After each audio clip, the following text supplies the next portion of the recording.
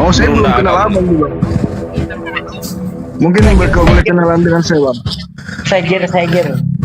Pendeta Oh. ini, pendeta. Pendeta ini pendeta. Orang mana nih, Bang? Orang mana, Bang? Orang barat. Kalimantan. Wah, dekat Aki Sugi kalau gitu. Oh ya, aku mau tanya nih, Ustadz Sugi ini Kalimantan mana sekarang? Di Sintang. Oh, Kalimantan Barat. Kamu di mana? Kukira di Palangkaraya. Kalau Oh. Pak Ustadz Sugi di Palangkaraya bertemu kita. Wah, bisa itu. Jadi diskusi tatap muka nih ceritanya. Kalau mau ketemu sama Aki Sugi. Enggak, silaturahim lah. Ah, kau gitu. jangan kepada sen dulu ada aku, Bang. Slow kita. Iya, Bang. Siapkan kopi, Bang. Campur masako. Iya. Ya, silakan, Bang. Ada yang ingin mau ditanyakan ke Bang Zuma atau Aki Sugi? Oke. Oke, siap. Oke. Sahih Bukhari 260. Itu dia Ahli pertanyaannya. Ahli hadis ini. Ayo, Bang. Apa yang dinarasikan di sana? Buka aja, baca aja. Saya nggak ada buku hadits. Oke. Aku nggak hafal hadits. Nah, itu menceritakan Nabi Iya. SAW, Nabi Muhammad ya, maaf. Kekuatan dia itu menggilir istrinya yang sedang 9, kekuatan Nabi itu setara dengan 30 laki-laki. Terus kamu Nah. cemburu? Nah, enggak gitu, Bang. Terus para sahabat itu tahu dari mana, Bang Juma? Para sahabat itu tahu dari mana sampai bisa menceritakan kayak gitu. Terus Itu yang pertanyaannya, Bang. Iya, terus ya itu dia masalahnya kan. sahabat Nabi ini loh tahu. Sahabat Nabi ini tahu dari mana bahwa kekuatan Nabi itu sama dengan 30 pria itu, tahu dari mana sahabat Nabi itu loh, maksudku ya itu yang aku pertanyakan sama Bang Juma gitu loh. Nah, Ngerti nggak? itu dia karena ini bukan pengakuan Rasulullah. Ini gimana ini? Iya, kan itu sahabat Nabi yang meriwayatkan hadis Sahih Bukhari. Iya, harusnya 260 itu, Bang. Harusnya tanya kepada sahabat. Loh, kok kan abang yang orang muslim, masa abang Iya, nggak tahu dari mana sahabat Nabi tapi itu kan tahu? ceritanya dikatakan bahwasanya Qatadah berkata dalam menceritakan kepada kami Anas bin Malik, bukan menceritakan kepada Iya. kami Bang Zuma. Bukan Bang Zuma yang mencerita ini, Anas bin Malik. Anas Iya, bin Malik Anas yang bin Malik kemudian itu tahu dari berkata, mana lagi? ya Bang, manalah ku tahu. Anas bin Malik itu tahu dari mana? Loh, Tanya masa ke abang nggak dia. tahu asbabun nuzulnya? Kok asbabun Loh, nuzul pula? kata abang, Mana ada kan asbabun abang nuzul? tahu ahli Quran. Asbabun nuzulnya kan abang tahu. Asbabun Riwayatnya kan nuzul. tahu. Tuh, kok asbabun nuzul? Iya kan? Ini narasi Enggak, hadisnya. Ini narasi hadis. Ya, oke. Pemberitaan Qatadah dari Anas bin Malik adalah Ya. Nabi Muhammad SAW mendatangi istri-istri pada waktu yang sama di malam hari dan siang hari. Saat itu jumlah istri-istri beliau 11 orang. Aku bertanya kepada Ya. Anas bin Malik. Ini Qatadah bertanya kepada Anas bin Malik, apakah beliau mampu? Jawabnya, beliau diberikan kekuatan setara 30 lelaki. Nah, Said berkata dari Qatadah bahwa Anas radhiyallahu anhu menerangkan kepada mereka bahwa jumlah istri-istri beliau sallallahu alaihi wasallam pada saat itu adalah 9 orang. Permasalahannya ini pengakuan Nabi atau bukan? Nah, itu dia Anda- yang kutanya. Itu dia Anda yang bertanya kutanya sama abang. Anda bertanya Loh. kepada siapa? Kepada Bang Juma. Bang Juma Nah, kan mengimani Saya hadis bukan dan saya, Al-Quran. bukan Bang Suma yang menarasikan ini. Yang menarasikan Berarti ini Bang Anas bin Juma- Malik. Anda harusnya Iya, tanya ke Anas Anas bin bin Malik. Loh, masa Kenapa tanya ke saya? Anas bin Maliknya udah nggak ada, Bang. Anas bin Ya, Maliknya kan udah nggak berarti ada, informasi ini sanadnya cuma sampai situ, tidak sampai kepada orang lain karena tidak ada konfirmasi dari Anas ke orang lain. Misalnya Anas bin Malik bercerita ke si fulan bercerita ke si fulan sampai ke Bang Suma. Ini kan cerita tidak pernah menyambung. Kayak mana Anas bin Malik tahu? Tanya ke Anas bin Malik, jangan tanya ke saya. Wajar lah bang, ku tanya ke abang. Abang kan mengimani Al-Quran dan hadis, gitu loh. Tahu, tapi ini kan Ya kan? narasinya. Narasi ini bukan ketetapan Rasulullah. Ini bercerita Masa, Bu? di mana cerita ini adalah cerita Qatada. Katanya berdiskusi dengan Anas bin Malik. Berkata Said dari Qatada. Jadi Said yang berkata dari Qatada bahwa Anas radhiyallahu an menerangkan kepada mereka bahwa jumlah istri beliau yaitu 9. Jadi kalau Anda ingin tahu dari mana Anas bin Malik ini tahu, ya tanya kepada sahabat Nabi. Jangan tanya ke saya. Loh, Sama Tapi misalnya Bang. Ahisugi bercerita. Misalnya Ahisugi bercerita tentang sesuatu orang yang ada di Riau. Nah, jangan tanya ke saya, tanya ke Ahisugi. Kenapa tanya ke Loh, saya? bang, itu kan abang mengimani, pasti abang tahu sanatnya, tahu dari mana. Kalau Kores jawab jujur bang Juma. Kores jawab itu tahu dari Aisyah. Anas Nah, itu. mana dalilnya? Mana dalilnya Kores dari yang Siti jawab Aisyah? kemarin. Ya mana dalilnya? Saya tidak berani karena saya tidak tahu dalilnya. Nah, coba panggil Kores. Dia yang ngomong. Kores biar mau kita- dipanggil untuk dirimu, gitu. Bukan masalah gitu. Itu Kores yang ngomong gitu. Ya sudah, Aisyah yang berarti bilang. Kata Kores. Dinda Itu benar Kores nggak? Dinda Kores sudah menjawab dirimu, terus kenapa nanya ke aku lagi? Oke, Bang Juma. Jadi benar nih Aisyah yang cerita ke Anas. Ya mana narasinya mana? Saya tidak ngerti, saya nggak paham, saya nggak ada kitab ini. Masa? Aku kan kemarin tanya juga ini sama Kores, Bang Juma. Makanya Terus? aku tanya balik sama Bang Juma. Sama Terus? enggak pendapat Bang Juma sama Kores? Saya tidak berpendapat Ternyata nggak karena sama. ini adalah pandangan sahabat Rasulullah Anas bin Malik. Cerita ini adalah cerita Iya, gitu. pribadi tentang Rasulullah kepada beliau, bukan kepada Bang Nah, Suma. ternyata pendapat Bang Juma sama Kores berbeda. Kalau Kores kemarin ada Bang Cinta Solawat loh, menyaksikan Aisyah yang cerita, kata Kores. Aku berani Si Bang dipertemukan Juma tak bisa sama jawab Kores di ini. sini. Kapok lu. Iya, saya kan ditanya dari mana Anas bin Malik ini tahu. Saya katakan saya tidak tahu. Kalau Anda mau tahu, tanya ke Anas bin Malik. Karena Anas bin Malik yang menarasikan begitu. Kenapa? Berarti Anda abang cemburu? tidak bisa jawab kalau gitu, Bang. Abang Saya nggak tidak bisa ada mengada-ngada. jawaban. Abang Juma itu. Bukannya gada-gada, Bang. Loh, saya Kalau tidak Kores mau dia jawab mengada-ngada. Aisyah, Bang.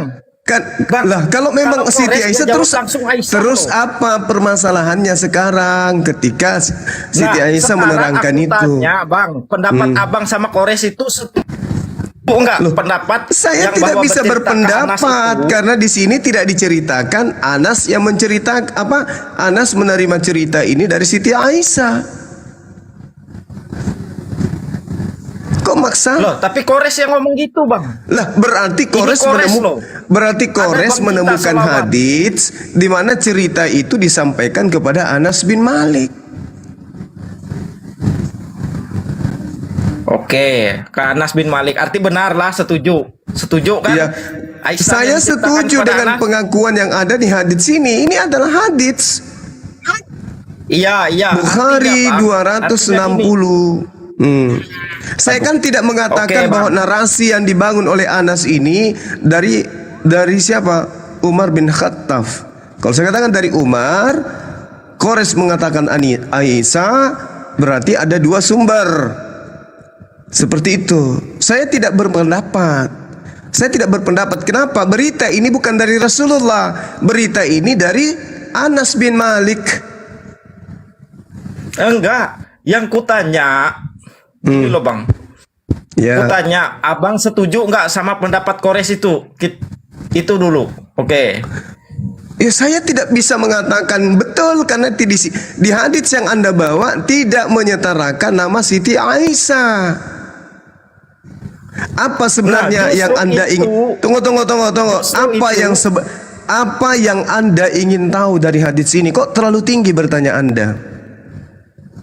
Loh, apa yang gue ingin tahu? Aku bingung sama pendapat Kores.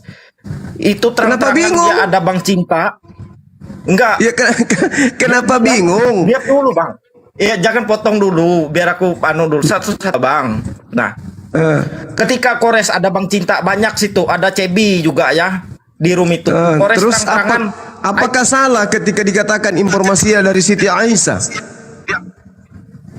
Bang, Abang bisa berpikir enggak? Ya salah Bisa lah. dong. Masa Aisyah cerita? Masa Aisyah cerita? Logikanya gini Bang. Misalnya aku bercinta sama cewek, terus istriku lah, misalnya lah, walaupun aku belum punya istri, misalnya, terus istriku cerita sama temanku, pas nggak menurutnya, enggak kan? Ya itu dia makanya saya Logikanya katakan, gitu, Bang. makanya saya katakan ini cerita dari Anas bin Malik. Benar tidaknya tanya kepada Anas bin Malik. Loh, artinya kenapa? Abang tidak tahu hadis ini. Kalau gitu, Loh, saya masa aku tahu suruh ini. tanya sama hadis? Justru saya yang membacakan hadits ini tadi. Saya kan yang membacakan. Iya, Bang, Anda iya, kan Bang. cuma bawa narasi.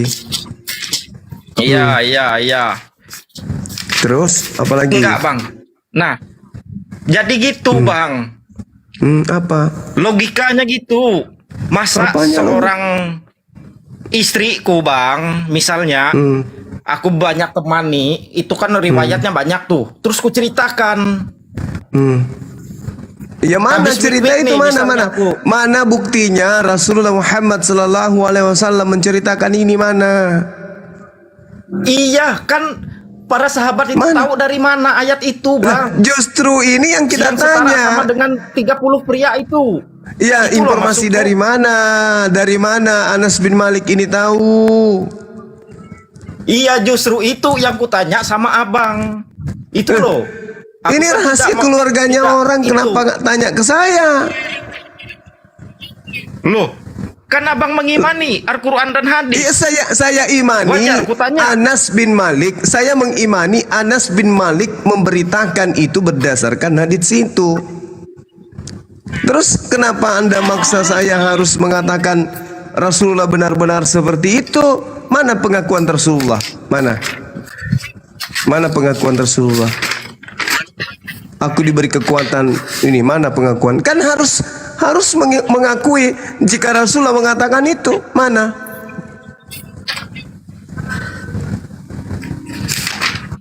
Mana pengakuan Rasulullah?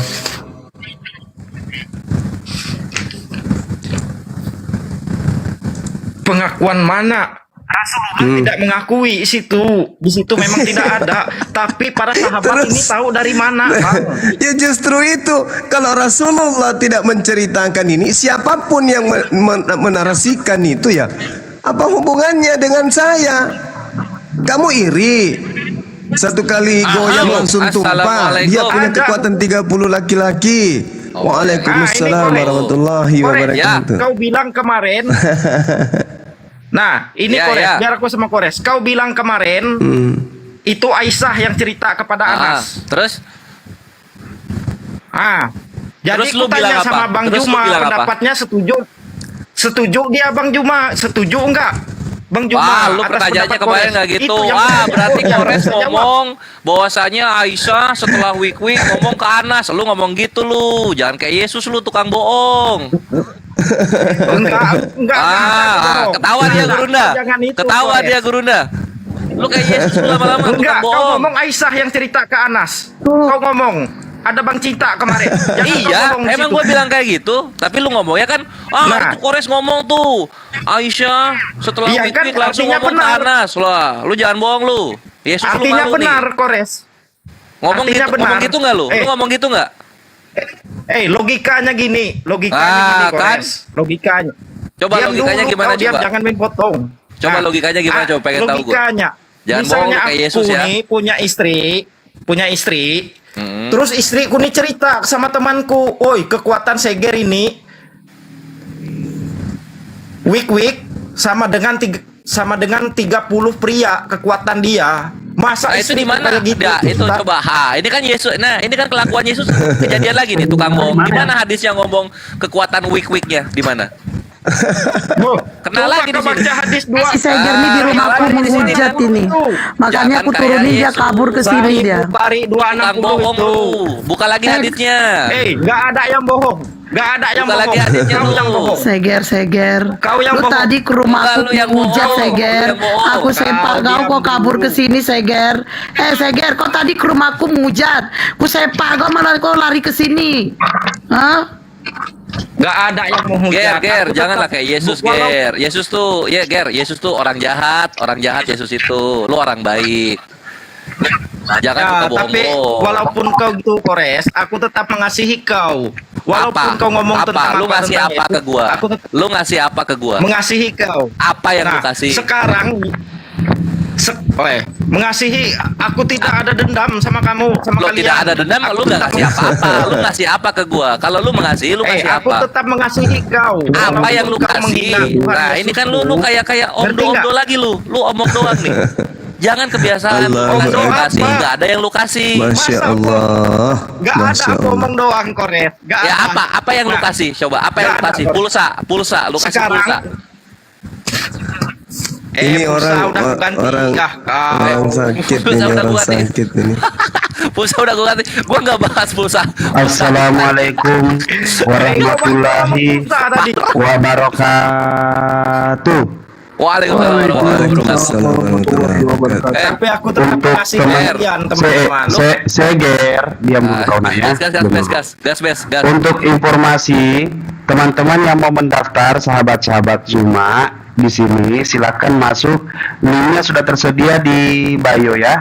Silakan klik Apologet Islam Indonesia ini yang ada di bawah Ustadz Sugi. Di situ linknya sudah Allah. di situ linknya sudah ada, insya Allah sudah bisa terdaftar. Untuk sementara semua datanya akan terkumpulkan lalu diverifikasi secara manual. Agar apa? Untuk berusaha menghindari penyusup. Lagian juga penyusup nggak dapat apa-apa. Oke, silakan lanjut Seger. Apa Seger? Ya, Apa? Seger. Ayo. Apa? Nah, Lu bohong lagi lu. jadi Lu bikin begini. malu lagi lu. Ya, jangan main potong, Kores. Kenapa sih lu jadi apa ya? Nggak ketemu lama jadi gampang merajuk. Kau Kenapa sih? kebiasaan kau. Dikit merajuk, dikit Ini, merajuk. Kores. Apa sih? Ini dunia lagi dapat Siapa kayaknya. yang Nggak dapet meraju? dia. Lu merajuk. Udahlah, jangan main kau ngomong potong. sepuasnya dulu, Biarkan nanti aku aku ngomong. ngomong dulu. Ngomong yang ngomong aja. Hmm. Kan diem, nangis. Jadi gini, Walaupun- Sekar, dengarkan Sekar, walaupun- dengar. Nggak usah kau bernarasi dulu. Biarkan kami menjelaskan hadits ini. Haddatsana Muhammad bin Bashar. Qala haddatsana Mu'az. Mu'az. Lalu kemudian diceritakan lagi. Qala haddatsani Abi an Qatadah. Qala haddatsa Anas bin Malik. Tidak ada kala Rasulullah qala kana Nabi sallallahu alaihi wasallam yaduru ala nisa'i fi sa'ah wahida min lail wan nahar. Mana kata Rasulullah di sini? Qala qultu li Anas. Ini lagi-lagi Anas yang berkata. Mana kata Rasulullah? Tidak ada kata Rasulullah di sini. Inna Anas, lagi-lagi Anas. Haddatsahum tis'u tiswa. Tidak ada perkataan Rasulullah di sini. Ini perkataan orang-orang semua ini. Tidak ada perkataan Rasulullah. Tidak ada pengakuan Rasulullah. Sesuai dengan apa yang dinarasikan di sini. Mana coba. Haddatsana Muhammad bin Bashar. Haddatsana Muhammad bin Bashar. Bashar yang berkata, qala haddatsana Mu'adz bin Hisham. Hisham yang berkata, qala haddatsani Abi an Qatadah. Kata dia yang berkata, qala haddatsana Anas bin Malik. Anas bin Malik yang berkata. Mana kata Rasulullah? Kana adalah Nabi sallallahu alaihi wasallam. Nabi, ini perkataan siapa? Ini perkataan Anas. Lalu perkataan Rasulullah mana? Nggak ada. Waduh, para bawa hadits. Bang, yang bilang kata Rasulullah itu siapa? Yang Ya kutanya udah. tadi dari tadi. Kalau ini perkataan Yang kutanya tadi dari mana Anas itu tahu? lah, justru kalau Anda mau Percuma. tahu dari mana Anas tahu, itu tanya tahu ke loh? Anas. Hai Anas, dari Loh. mana engkau tahu? Lo kok tanyanya ke Iya kan kata Kores Anas tahu dari Aisyah. Nah, Mana ini mumpung hadisnya? ada Kores di sini. Mana haditsnya Nah, dari tunjukkan Aisyah? Kores, mana Kores? Mana Kores? Tunjukkan. Biar kita Enggak, gua sotoy itu. verifikasi di sini. Nah, Mana haditsnya? artinya Mana kata haditsnya? Kores, sotoy dia. Ayo. Kata Kores Aisyah. Iya, kamu Pas pertama dia percaya? masuk, iya, Aisyah. Kamu percaya kepada pemberitaan? Mana haditsnya? Cari sendiri. Cari sendiri, Ger. Mana haditsnya? Sekali lagi saya katakan samamu ya, ini bukan Mana perkataan hadisnya? Kau tanya Rasulullah. Kores. Iya, Ngapain? siapa bilang yang perkataan Rasulullah? Ya udah, Yang berarti bilang. tidak ada masalah karena yang mengatakan Yang ini kutanya adalah itu dari mana para sahabat tahu? Sa'id dari Qatadah Itu loh. bahwa Anas radhiyallahu anhu menerangkan kepada mereka jumlah istri beliau Rasulullah Muhammad SAW saat itu 9 orang. Ini pengakuan siapa? Apakah ini ketetapan Rasulullah? Apakah ini contoh dari Rasulullah? Apakah ini adalah apa yang kemudian menjadi sunnah Rasulullah? Kan tidak. Makanya ketika Anda membawa narasi ini, siapa yang mengatakan? Oke ya.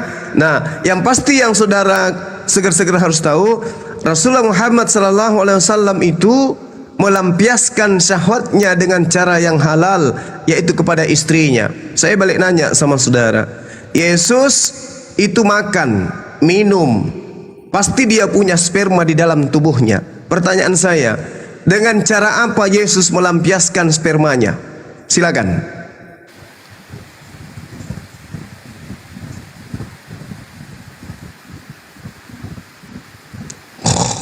Sabun zaman itu belum ada sabun. Jawab. Iya, untuk teman-teman yang mengklik di bio itu insya Allah sebentar karena lama. Itu website apa, tidak usah khawatir, langsung daftar aja karena itu website resmi API ya. Website resmi API, insya Allah silahkan langsung gabung, langsung diklik di bio Apologet Islam Indonesia. Halo Bang TikTok profil, silakan lanjut. Silakan, Indonesia silakan. Digital. Tunggu, berkualitas Muslim Kristen. Kristen. Oh, oke, cakep. Ya, Seger-seger tolong turunin. dibantu jawab Seger-seger pertanyaan turunin. saya, tolong dibantu jawab kalau ada oten yang bisa. Yesus Nggak itu usah. manusia manusia 100%. Jadi Yesus cuma manusia gimana 100%. Buruk itu Yesus- apa buruk? Jenis apa itu? Yesus itu manusia Jenis apa buruk? 100%. Jenis apa buruk? Yesus itu manusia Jenis apa buruk? 100%. Jenis apa buruk? Yesus itu Jenis apa manusia. Jangan Turunkan. Orang ini mau Jenis ngapain apa dia? buruk? Macet kau. Ditanya Cibili aja bahasa Arab nggak tahu kau. Turunkan. Buruk. Turunkan. Buruk. Apa itu buruk? Turunkan. Buruk itu sama dengan apa? Apa? Apa? Host. Apa? Mana tunjukkan dalilnya? Apa? Ya kamu yang bawa narasi. Kenapa kamu gak mau tunjukkan? Mana narasi? Mana dalilnya buruk? Mana? udah sama aku aja Bang. Dirasa Kenapa Bronco. nggak mau diturunkan Udah sama ini? Host, turunkan host. Ini apa sih hostnya? Ya coba segar-segar. Yesus itu manusia. 100% Ya. manusia. Nah, sebagai manusia 100%, dia memiliki syahwat. Oke, dengan cara apa Yesus melampiaskan syahwat kelaki-lakiannya? Jawab. Oke, aku jawab ya. Karena Yesus dia itu tidak yang kayak ngeres pikiran kita. Enggak. Loh, itu dia, Bang. Artinya bukan dia masalah tidak ngeres memikirkan atau kayak tidak. gitu. Tunggu. Dia tidak Segar memikirkan dengarkan. kayak gitu. Segar dengarkan, Dia Segar. tidak Kalau Dengarkan, Yesus dengarkan. impoten gitu maksudnya. Yesus impoten. Segar, dengarkan, Bukan segar. Tidak. Dengarkan, Tidak, Ustaz. dengarkan Tidak. saya, segar. Ustaz. Jangan ngarang bebas, jangan ngarang bebas. bukannya Dengarkan, jangan dengarkan. ngarang bebas. Dengarkan Jangan saya bebas, dulu. Dengarkan. Anak-anak bayi ketika dia bangun tidur itu mengalami ereksi. Apakah mereka ngeres otaknya sampai kejantanannya itu nampak tegang gitu, ngeres? Enggak kan? Nah, Yesus itu 100% manusia dewasa. Makan dia, minum dia. Makanannya enak-enak lagi, ikan goreng, madu. Nah, dia sebagai 100% manusia pasti memiliki sperma. Bagaimana cara Yesus melampiaskan sperma yang ada pada dirinya? Apakah dia 501, mimpi basah, atau menikah? Ini 3 pilihan. Pilih yang mana? Dia kan rabi tuh. Kalau rabi kan identik, pasti sudah punya istri. Saya jawab bang. Ya, silakan. Saya jawab bang. Silakan. Oke, ini ya dia jelas dia jangan disamakan dengan Muhammad ya bang, yang penuh. Oh enggak, memang enggak. Nabi Muhammad SAW beristri. Yesus tidak beristri, makanya muncul pertanyaan. Yesus tidak beristri katanya. Nah, bagaimana cara Yesus melampiaskan spermanya? Oh, jangan kejang-kejang dulu bang. Nanti saya. Yang jelaskan, kejang Bang. siapa yang kejang? Siapa yang kejang di sini? Lu dibilang Muhammad bersyahwat langsung lu kejang-kejang. Oh, saya tidak saya tidak menyangkal. Beliau punya istri, beliau melampiaskan dengan cara halal. Dia manusia, wajar dia punya anak, dia punya keturunan. Walaupun Pertanyaan sama anak-anak saya, 9 tahun, Yesus itu manusia 100%. Ada Sebagai nggak dari Otakmu nggak nyampe. sebagai Lagi manusia, Bang. Otakmu. sebagai manusia, jadi Bang, saya jelaskan suaranya. ya, Bang. sebagai manusia, saya bertanya, Udah ngerti, Bang. dengan cara apa Yesus melampiaskan spermanya? Apakah 501 atau dia mimpi basah atau dia nikah? Gitu loh, Bang. Bang. Iya ngerti Oke. saya bang pertanyaan. Nah, Dia tidak apa jawabannya? melampiaskan apa-apa, Bang. Dia Kenapa tidak bisa? melampiaskan apa-apa. Dia Kalau tidak dia tidak memikirkan melampiaskan kayak gitu. apa-apa, Dia buktinya jawabannya. ketika dia lapar dia cari makan, ketika dia ngantuk Itu loh. dia tidur. Berarti ketika dia naik libido dia ngapain? Dia bukan sama, dia nggak pernah, dia bukan kayak Muhammad yang punya nafsu birahi itu dia jawabannya. Kenapa Anda identikkan Tuhan Anda dengan manusia Nabi Muhammad? Bukankah Yesus itu Tuhan? Kan lucu Anda.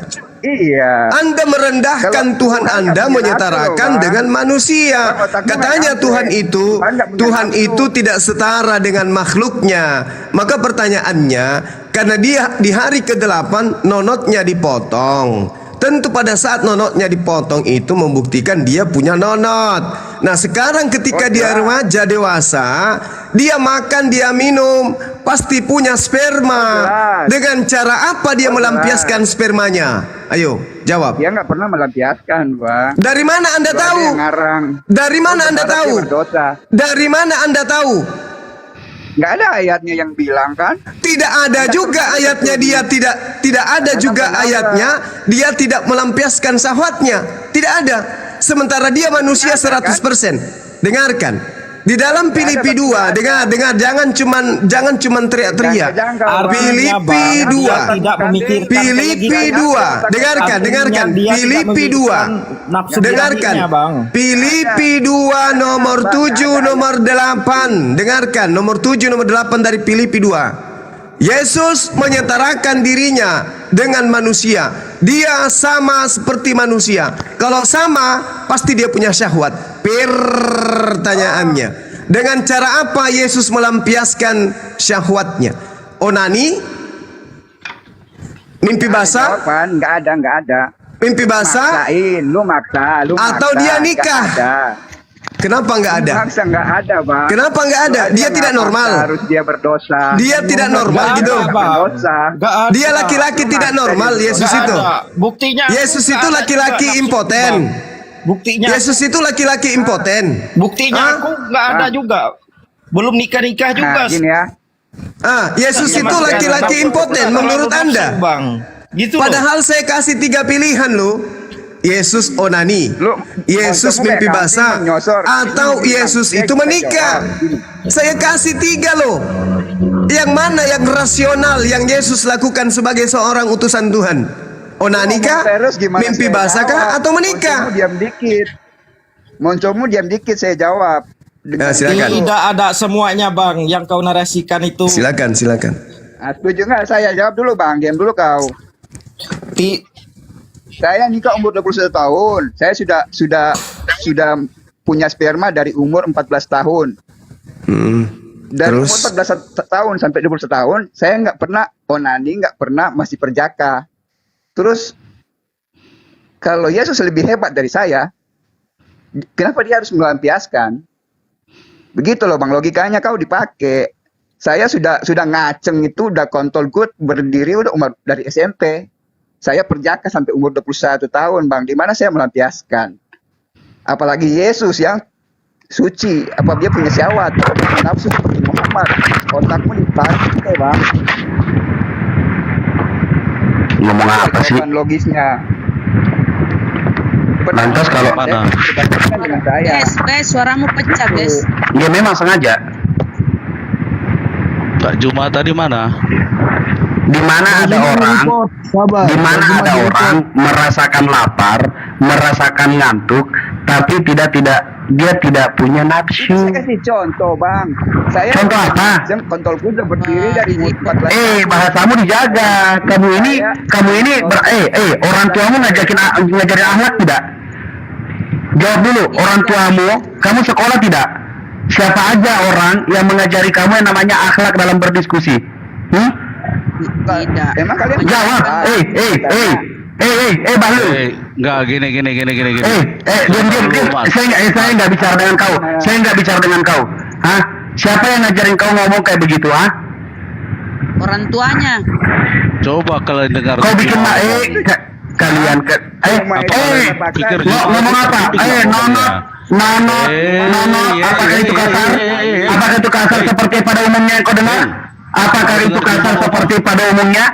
Saya dengar, saya punya kuping. Saya punya kuping. Hah? Apa? Saya punya kuping. Apa? Mau ngomong apa? Hah? Suaramu nggak kedengeran. Tahu nggak? Suaramu nggak kedengeran. Turunin host. Bisa daripada siap. Orang Jerpo turunin Jerpo. Woi host, ngapain lu nurut segar-segar? Main iya aja. Jerpo turunin segar-segar tidak menghujat kan. Itu yang ngomong segar-segar ngapain nurut? Oh, segar-segar yang ngomong.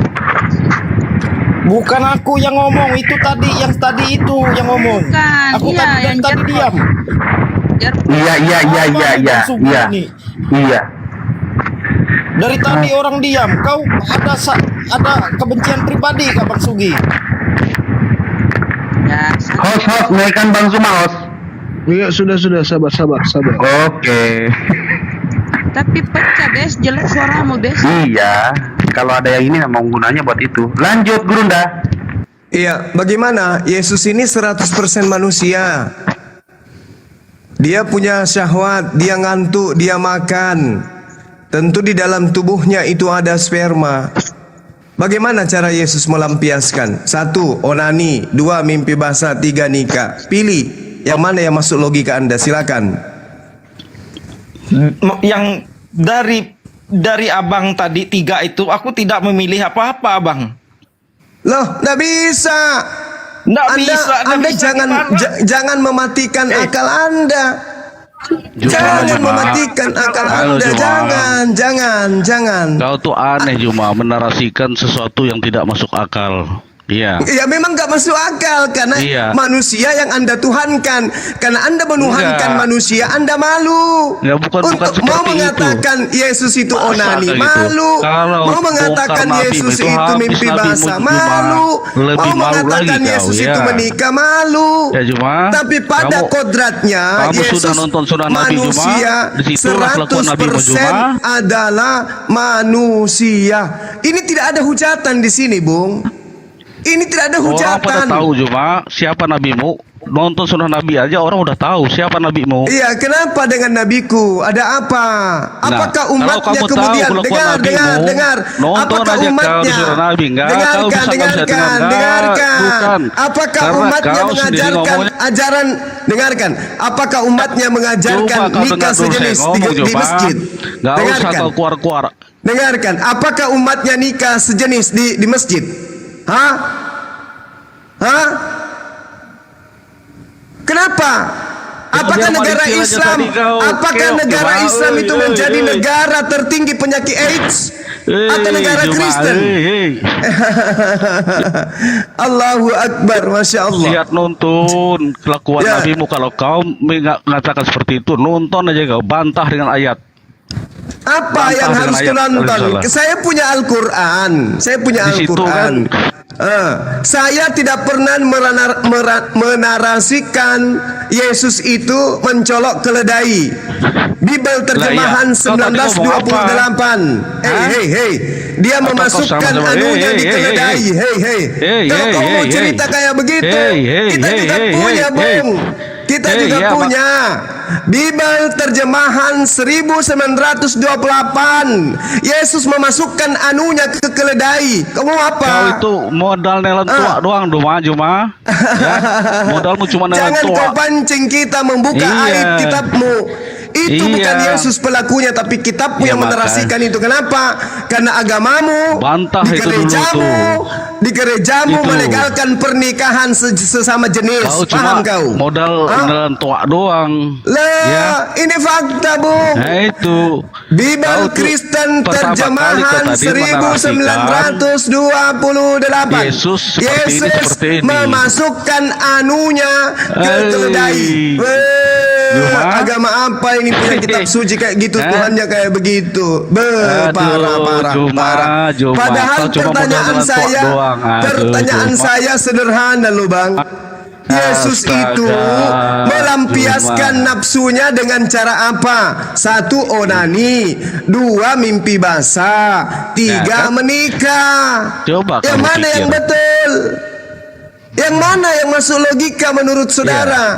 Kalau Sebagai yang manusia dituhankan dewasa, seperti itu pantas sebagai nggak? Nah, manusia dewasa, baliknya lagi, Yesus kalau itu nabimu, melampiaskan orang dengan membahasnya cara sesuai apa? dengan animasi itu. Kalau di terjemahan 1928, dia ya. melampiaskan melalui keledai, itu tidak mungkin.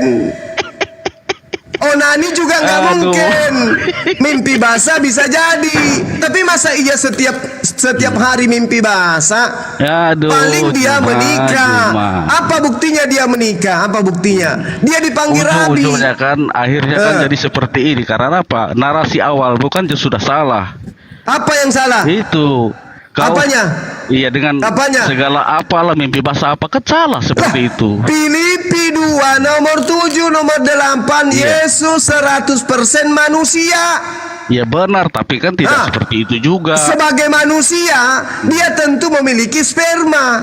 Kalau Bagaimana saya cara nonton, dia nggak melampiaskan spermanya? Bagaimana caranya dia Coba aja melampiaskan Juma. spermanya?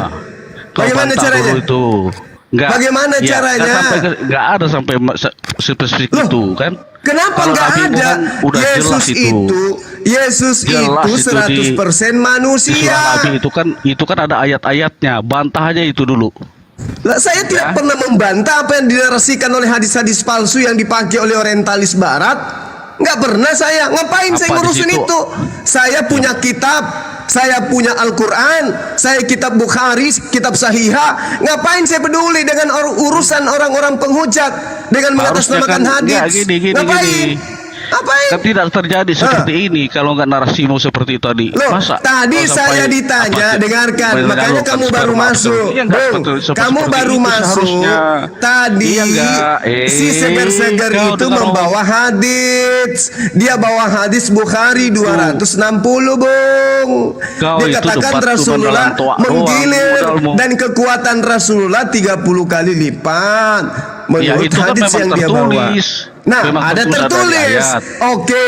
Nah, sekarang saya balik nanya. Yesus melampiaskan nafsunya dengan cara apa? Apa tadi Onani, itu ditanya itu di Loh, kitab atau ayat? onani? Nggak ada kan? mimpi basah, atau Nah, dia kan? itu menikah. Kalau yang Hah? sunnah Nabi itu kan ada ayat-ayatnya. Ya sekarang saya tanya, Yesus Oke. itu makan, Oke, Del, biar Yesus aku itu jawab. minum, Biar aku tentu jawab dia dulu. punya sperma.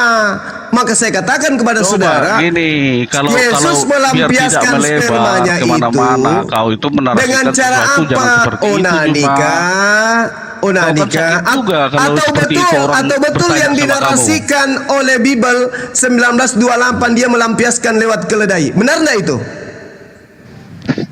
Mana ada seperti itu? Lah, terjemahan kitab lama, terjemahan kitabmu yang sudah lama itu. Apa kami pakai yang lama, apa yang baru?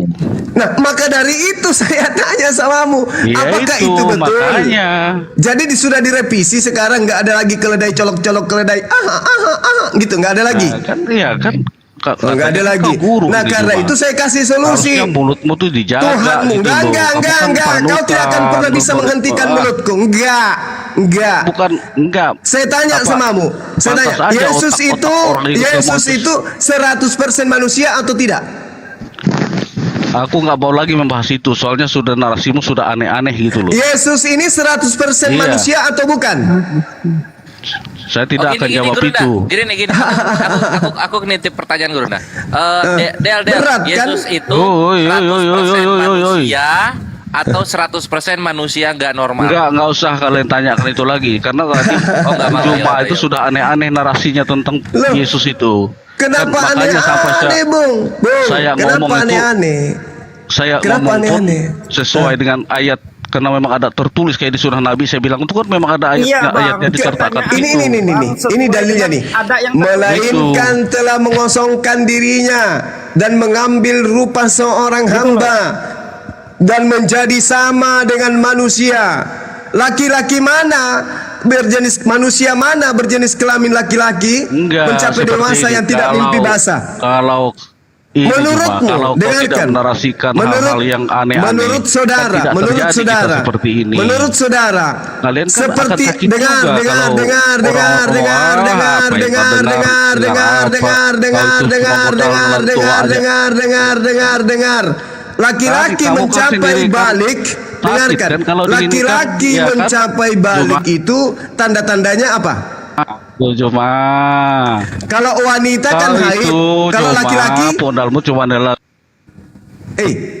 kalau wanita kan haid, kalau Kamu pikir laki-laki, semua orang itu takut sama kamu Juma? kok masalah takut? Kok Iya, masalah makanya takut? Gurunda, kamu ini aku pikir nitip orang dalil Gurunda, aku nitip dalil lah itu supaya dia jangan ini. jangan Ya, kau silakan, nakal silakan. macam-macam Ini jangan dibawa gitu di loh. gereja emang. Ya itu. Nah, ini Silakan. Dibesarin host. Sebab aku cemburu. Host, tidur hostnya. Aku cemburu. Kau Terus- cuma modal nelan tua aja. Loh, Tuhanmu di surga Ini, nanti ini, menjadi ini. mempelai laki-laki. Yeay. Dihajar malikil aja Itu kau tadi Gurunda. keok. Sebab aku cemburu kepada kamu dengan cemburu ilahi. Karena aku telah Kasihan. mempertuhankan kamu kepada satu laki-laki untuk membawa kamu Malu ini punya itu Tuhan. Kores? untuk membawa Malu. kamu Kores, sebagai apa itu? Malu punya Melawan Tuhan. suci Comot ayat kepada dan yang siapa? kalian narasikan itu sebenarnya kalian tidak Kepada mengerti Kristus. gitu loh. Nah ini Saya nih, ketawa ini aja Gurunda lihat dalilnya nih. ayat-ayat yang kamu bawa itu Kores. Ya. Malu punya Tuhan Karena kayak kamu ambil gitu. cuma sepotong-sepotong itulah Sepotong, jangan Dibaca sekalian. deh, dibaca semua deh baru Terus balik lagi kalian dijawab deh. narasikan lagi. Ini diturunkan Itu. aja host. Turunkan aja Itu ada ilmunya. ya, cuma Emang nggak usah kenapa kalau- turunkan, cuma Turunkan. Kenapa kalau perawan suci kepada Kristus emang kenapa? Turunkan. Ya tertulis kok malu. Kita ya, Rasulullah mempunyai kekuatan setara 30 laki-laki, kami bangga. Ketika gue kasih dalil perawan suci diberikan kepada Kristus, kenapa kalian malu? Kenapa malu? Ya malulah. Masa ada Tuhan begitu? Derita lo, siapa suruh menuhankan manusia? Mau kau datang besok? Kayaknya dek berhenti kau menyembah manusia dek. Datang bahas-bahas hadits, udah gitu maksa. Giliran Tuhannya. Tadi Kores. Ya? Kenapa? Cek. Kenapa? Biar hamba Tuhan, selamat Iya. malam. Selamat malam. Sinyal gua kenapa sih? Ya saya sudah. Siapa tadi itu yang Konghucu atau Buddha? saya apologetik Kristen?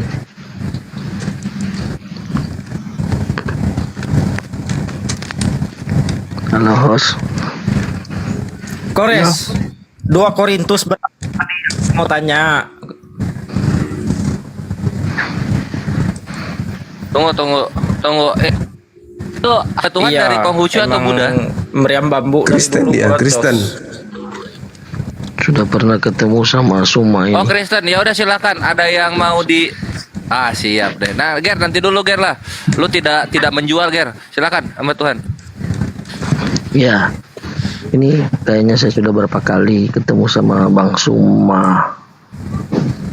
Bang Suma ini ya. Dan selalu hal-hal yang dipertanyakan itu ya tidak sesuai dasar firman Tuhan. Nah, saya coba untuk supaya ini bisa jadi diskusi yang sehat. Tidak ada semacam saling ngejek tanpa punya dasar. Nah, yang mau ditanyakan silakan, mau ditanyakan apa? Kebetulan saya baru gabung. Ya itu pertanyaan saya. Jangan pura-pura pikun, langsung aja jawab. Yesus sebagai manusia 100%, tentu dia normal bukan? Dengan cara apa beliau melampiaskan syahwatnya? Onani, mimpi basah atau nikah? Silakan. Oke, baik. Ayat firman Tuhan di mana yang menyatakan hal seperti itu? Itu pertama. Yang kedua. Oke, ini saya jawab dulu kalau begitu. Jangan loncat ke pertama. Filipi 2:7-8. Melainkan dia mengosongkan dirinya dan mengambil rupa seorang hamba dan menjadi sama dengan manusia. Dan dalam keadaan sebagai manusia, ia telah merendahkan dirinya dan taat sampai mati, bahkan sampai di kayu salib, mati kayu salib. Ini dia rendahkan dirinya dalam keadaan manusia. Jangan kalian bantah. Sebagai manusia berjenis kelamin pria, bagaimana cara Yesus melampiaskan syahwatnya? Onani, mimpi basah atau nikah? Jawab. Saya jawab. Ada pastor Katolik, itu pastor yang dikenal luar biasa. Dia tidak pernah mimpi basah. Dia tidak pernah. Iya, ada. Ini manusia biasa. Bagaimana Anda bisa mengetahui dia tidak pernah mimpi basah? Anda setiap hari pegang nonotnya. Anda menjaga nonotnya gitu. 24 jam Anda pelototin. Karena pikirannya tidak ada hawa nafsu. Namanya orang yang pikirannya tidak ada hawa nafsu. Bagaimana ada manusia tidak punya hawa nafsu? Aduh, ada lah Bang. Apa? Siapa yang tidak punya hawa nafsu? Yesus aja punya hawa nafsu. Ya, coba kasih contoh ayat, kasih contoh kasus di mana dia punya hawa nafsu. 2 Korintus 11 nomor 2. Sebab aku cemburu kepada kamu dengan cemburu ilahi, karena aku telah bertunangan kamu kepada satu laki-laki untuk membawa kamu sebagai perawan suci kepada Yesus. Siapa Apa yang ketawa? Siapa yang katakan Kenapa itu? ketawa? Wahyu 19 nomor 6 sampai 8. Diam, Anda tidak paham Bible. Lalu aku mendengar seperti suara himpunan besar orang banyak seperti desa air, seperti dari guru yang hebat. Katanya gini, marilah kita bersukacita dan bersorai-sorai memuliakan dia, karena hari perkawinan anak domba telah tiba. Pengantinnya telah siap sedia, dan kepadanya dikaruniakan supaya memakai kain lenan halus. Ayo. Oke, saya buktikan bahwa tidak ada kawin mengawin, tidak ada yang namanya kawin mengawin sama seperti orang-orang yang di dunia, Bang. Kalau orang di dunia kawin mengawin, dengar dulu. Marilah ke sini, aku akan menunjukkan kepadamu pengantin perempuan dari mempelai Yesus. Ini apa ini? Hei. Wahyu 21:9. Marilah ke sini, aku akan menunjukkan kepadamu pengantin perempuan dari mempelai Yesus. Ya, terus. Terus Nah, saya bisa jawab nggak? Saya bisa jawab nggak? Yesus memiliki mempelai wanita. Gaya kamu itu dari dulu seperti itu. Tidak mau kasih kesempatan sama orang. Yesus Kita ingin mempunyai menjadi sehat. mempelai wanita. Kamu jawab ini, betul? Kamu Oke. jawab. Kamu Ya, nggak saya curhat. jawab. Kamu nggak Oke, saya curhat. jawab. Oke, Coba saya silakan. jawab. Awas kalau Bisa saya curhat. jawab? Oke, saya Jawab. jawab. Perkawinan yang ada di dunia dengan perkawinan yang ada di surga itu berbeda, Bang. Berbedanya apa? Kalau perkawinan, tunggu dulu, sebentar. Perkawinan di dunia itu pastinya perkawinan itu hawa nafsu, ada istilahnya persetubuhan. Itu sama seperti surganya abang ya. Itu banyak istilahnya ada hal-hal yang kawin mengawin, ada hal-hal yang luar biasa, ada pesta seks lah istilahnya. Ya itu memang sudah jelas. Itu memang sudah jelas banyak hamba-hamba Tuhan yang pihak sebelah, pihak abang itu kan pernah mengatakan bahwa itu ada pesta seks. Tapi kalau di Kristen itu Bang tidak ada pesta seks, Bang. Lalu apa ini? Kalau dia adalah mempelai laki-laki. Iya, kawin mengawin itu Apa berbeda. mempelai laki-laki bukan pesta seks katanya? Anda belajar di mana? Hah? Berbeda. Apa bedanya? Ini perkawinan. Bahkan Yesus menjanjikan 100 istri bagi pengikut-pengikutnya di surga. Ayo. Aduh, curhat. Aduh ini open cam ini jadinya ini. Curhat. Kesini dulu, coba. Besarin host, minta tolong host, besarin. Coba. Bang Juma, saya jawab. Bang Jadi Juma. ini lukisan. Jawabanmu tuh mudah kali. Pertanyaannya Ini mudah kali lukisan pernikahan anak domba atau perkawinan di sorga, dilukis oleh Jenny McLaughlin. Nih Yesus nih. Ini jemaat Kristus. Nah ini ngantri nih, mau nunggu dikawinin semua. Tuh, pada ngantri. Ya, kawin itu apakah persetubuhan, Bang? Saya jawab, Persetubuhan. Saya jawab, Bang. Saya kalau lucu. kalau mau dibilang bukan Lucu persetubuhan nih, ya ya. pernikahan dong. Nah, ini lihat lagi di sini. Ini The Wedding of the Lamb ya, grup Bible study nih, bukan grup Al-Qur'an study. Perhatikan di sini. Nah, di sini dikatakan begini oleh kawan-kawan grup Bible study. Mana dia? Tunggu ya. Ah, ini. Kita yang dikenal sebagai Kristen akan mengambil nama dari suami kita. Siapa suami kita? Tuhan Yesus. Ya, tidak ada. Tidak ada persetubuhan. persetubuhan. Tidak ada persetubuhan.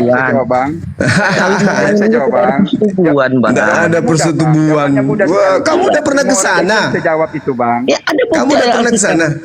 Ya, ada bukti. Mana dalam- ada? Bang. Justru ini perkawinan itu dikatakan dengan bahasa Yunani gamos. Gamos itu perjamuan kawin. Kamu ngerti kawin? Bisa jawab, Bang. Iya benar kawin, Bang. Tapi beda, apa Bang. tuh? Kawin di sorga kita dengan kawin di sorga Islam beda. Loh, Di sorga Islam Iya, Kenapa? gini Guna, aku ikut jawab Guna dikit. Jadi Oke. kalau di Islam itu ya kawan-kawanku, yang kawin itu adalah makhluk dengan makhluk. Kalau kalian tuh Tuhannya mengawini makhluk itu loh. Makanya kami Ya, juga nggak bisa ini kalau yang saya sama mau jawab, Bang. Otak kalian nggak nyampe situ. Otak kalian nggak nyampe. Otak kalian nggak nyampe. Banyak baca lah. Ini saya jawab ya. Jadi jemaat orang Kristen itu dilambangkan dengan pengantin wanita dan Wush, lambang nih. Pantesan pas meninggal pada pakai jas ya. Lambang nih. Bang Gores, coba bukakan Yesaya 54, Bang Gores. Yesaya 54 ayat 1 sampai 5, Bang Gores. Pesta di sorga itu Bang Gores. jamuan makan itu. Iya, ini menuju Kita Ustaz. Oke. Coba Yesaya Giliran, 54, Bang Gores. Giliran Itu Tuhan ketabo mengawini beda. tanda-tanda mandiri. Kawin kita beda katanya. Kalau kawin Kristen pakai sabun. Kalau kalian pakai wanita, Kristen pakai sabun. Sabun, rinso. Otaknya kan selangkangan. Lo tidak bisa. Yesus menjanjikan kok pengikutnya memang situ pengikutnya. Emosi ya. Emosi nih ya. Nah, coba bacakan itu deh. Oh, iya, oke. Bacakan, Nah, ini bacakan. Yesaya 54 ya, Yesaya 54 kita baca dulu. Bre, ini sebelum gua bacain gua kasih tahu dulu. Tuhan lu kalau kasih perumpamaan, kalau enggak zina kawin, cuma 2 itu otaknya. Kita lanjut ya. Yesaya 54 nomor 1. Bersorak-sorailah hai si mandul yang tidak pernah melahirkan. Bergembiralah dengan sorak-sorai dan memekiklah hai engkau yang tidak pernah menderita sakit bersalin. Sebab yang ditinggalkan suaminya akan mempunyai lebih banyak anak daripada yang bersuami. Firman Tuhan. Ayat 55 nya. 54 Oke. aja.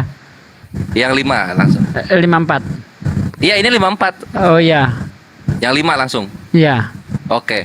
Sebab ini kawan-kawan, sebab yang menjadi Minta hikmat dulu suamimu baru baca Alkitab, Bang. ialah Minta dia hikmat yang dari menjadikan Tuhan. engkau Minta hikmat Tuhan dari Yesus. semesta alam. Yang menjadi penebusmu Kalian ialah yang orang Maha Islam Kudus nggak akan Allah paham. Israel. Nggak- Ia disebut nggak akan Allah ngerti. seluruh Kalian bumi. nggak dikasih hikmat. Tuh, ini Tuhan Kalian itu nggak suka yang dikasih mandul. hikmat. Nanti mandul tuh jadi melahirkan dia. Kalian harus percaya Yesus dulu baru kalian dikasih hikmat. Saya percaya Yesus. Daripada kamu, dibanding kamu, saya lebih percaya Yesus daripada kamu. Luar biasa. Haleluya, puji Tuhan. Kalau kamu Nenek Lukiper, kamu belum sadar ya kalau kau itu tidak percaya Yesus. katanya percaya kok nenek lu. Iya, saya percaya. Apa yang dikatakan sekarang gini, menurut Yesus, apakah dia itu utusan Tuhan atau Tuhan itu sendiri? Jawab. Dia Tuhan dan dia juga utusan Tuhan. Di mana dia mengatakan dirinya adalah Tuhan yang mengutus Tuhan? Di mana dia mengatakan bahwa dialah yang mengutus dirinya? Di mana? Loh, kamu yang ngomong tadi. Loh, kamu yang mengatakan dia utusan Tuhan dan dia juga utusan, dia adalah Tuhan. Mana pengakuan Yesus? Kan saya tanya samamu, mana pengakuan Yesus? Menurut Yesus, dia itu Tuhan atau utusan Tuhan? Ya. Dia itu Tuhan. Mana pengakuan Yesusnya? Nanti kamu bilang itu logos lagi. Kalau saya bilang baca di yang Yesus bilang akulah guru dan Tuhan. Lah bukan Tuhan di situ, kurios memang kok. Saya sudah pernah jawab Alkitab ini, kitab ini. Kamu aja yang memperbodoh diri, kamu aja yang memperbodoh diri. Itu Lord. Kamu aja yang memperbodoh diri. Bukan ini. Kamu memperbodoh diri karena kau bukan pengikutnya. Kau itu pentuhan, kau itu korban Romawi Yunani. Yesus itu hanya untuk Bani Israel, bukan untuk Romawi Yunani, bukan untuk Belanda. Pertanyaan lu tuh balik-balik.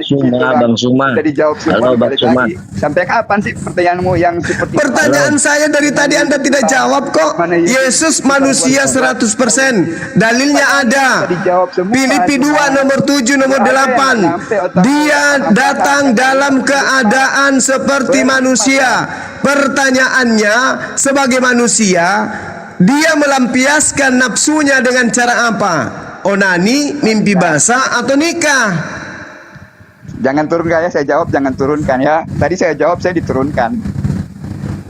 Apa jawabanmu? Saya perbandingkan dengan saya, Bang. Saya umur 14 tahun, saya sudah berdiri kemaluan saya. Saya nggak onani, saya nggak ada pikiran nafsu, saya nggak ada sedikit pun untuk merasakan untuk berhubungan seks. Sampai saya menikah umur 21 tahun. Oke, kamu tidak pernah mimpi basah? Pernah. Nah itu, bagaimana dengan Yesus yang 100% manusia? Saya nggak pernah lihat. Tapi kalau kamu tanya saya pernah mimpi basah, saya pernah. Ya, Yesus bagaimana? Dia 100% manusia. Ini. Dalam keadaan sebagai manusia, berarti Yesusmu, kalau dia tidak onani, berarti dia mimpi basah. Kalau dia tidak mimpi basah dan tidak onani, berarti dia menikah. Sebelum dia balik, sebelum dia mimpi basah, berarti dia menikah duluan. Pernikahan dini dong. Pilihanmu tidak ada yang benar, cuma kok tidak ada yang benar? Kutanya samamu, Yesus itu berapa persen manusia? Udahlah, sudah tahu loh maksudmu. Lo mau paksa Yesus itu harus seperti Muhammad? Nggak usah lah. Nabi Muhammad Sallallahu Alaihi Wasallam itu menikah. Saya tidak bilang Yesus menikah loh. Saya bilang sebagai manusia 100%. Filipi 2 nomor 7 nomor 8. Yesus itu melampiaskan syahwatnya dengan cara apa? 501 kah? Mimpi basah kah? Atau menikah? Ada solusi loh. Menikah kenapa berat kali? Yesus nggak punya hawa nafsu. Dari mana Anda tahu Yesus tidak punya hawa nafsu? Sementara dia kalau lapar cari makan. Loh, makan kok samakan dengan nafsu seks? Sekarang begini, dengarkan. Kalau manusia itu makan, apakah sebagian daripada saripati makanan itu menjadi sperma atau tidak? Jawab.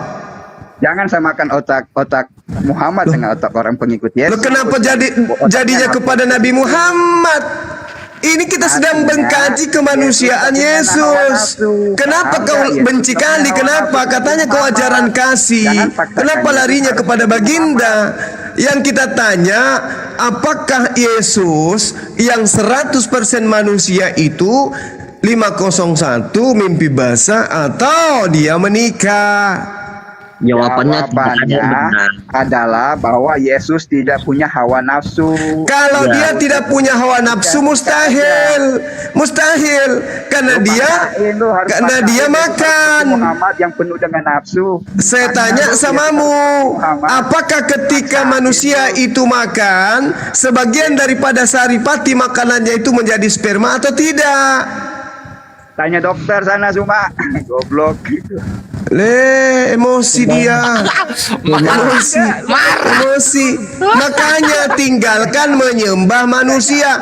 Andai saja Yesus Anda tidak tuhankan, pasti dengan percaya diri Anda akan mengatakan, kalau dia tidak mimpi, pasti onani. Kalau dia tidak onani, pasti dia nikah. Nah, kalau itu yang saya bilang. Tapi karena Anda sudah terlanjur menuhankan manusia, anaknya orang, Anda tidak mau jujur. Kenapa? Karena kalau Anda jujur, Anda malu. Lu maksain otak lu sama otaknya Yesus, lu maksain. Lah, kenapa Anda memaksakan Yesus tidak perlu kawin? Ya lu maksain otaknya Yesus harus sama dengan otak kalian. Buktinya dia dicium sama seorang wanita. Buktinya dia dicium sama seorang wanita. Terus Yesus nafsu nggak?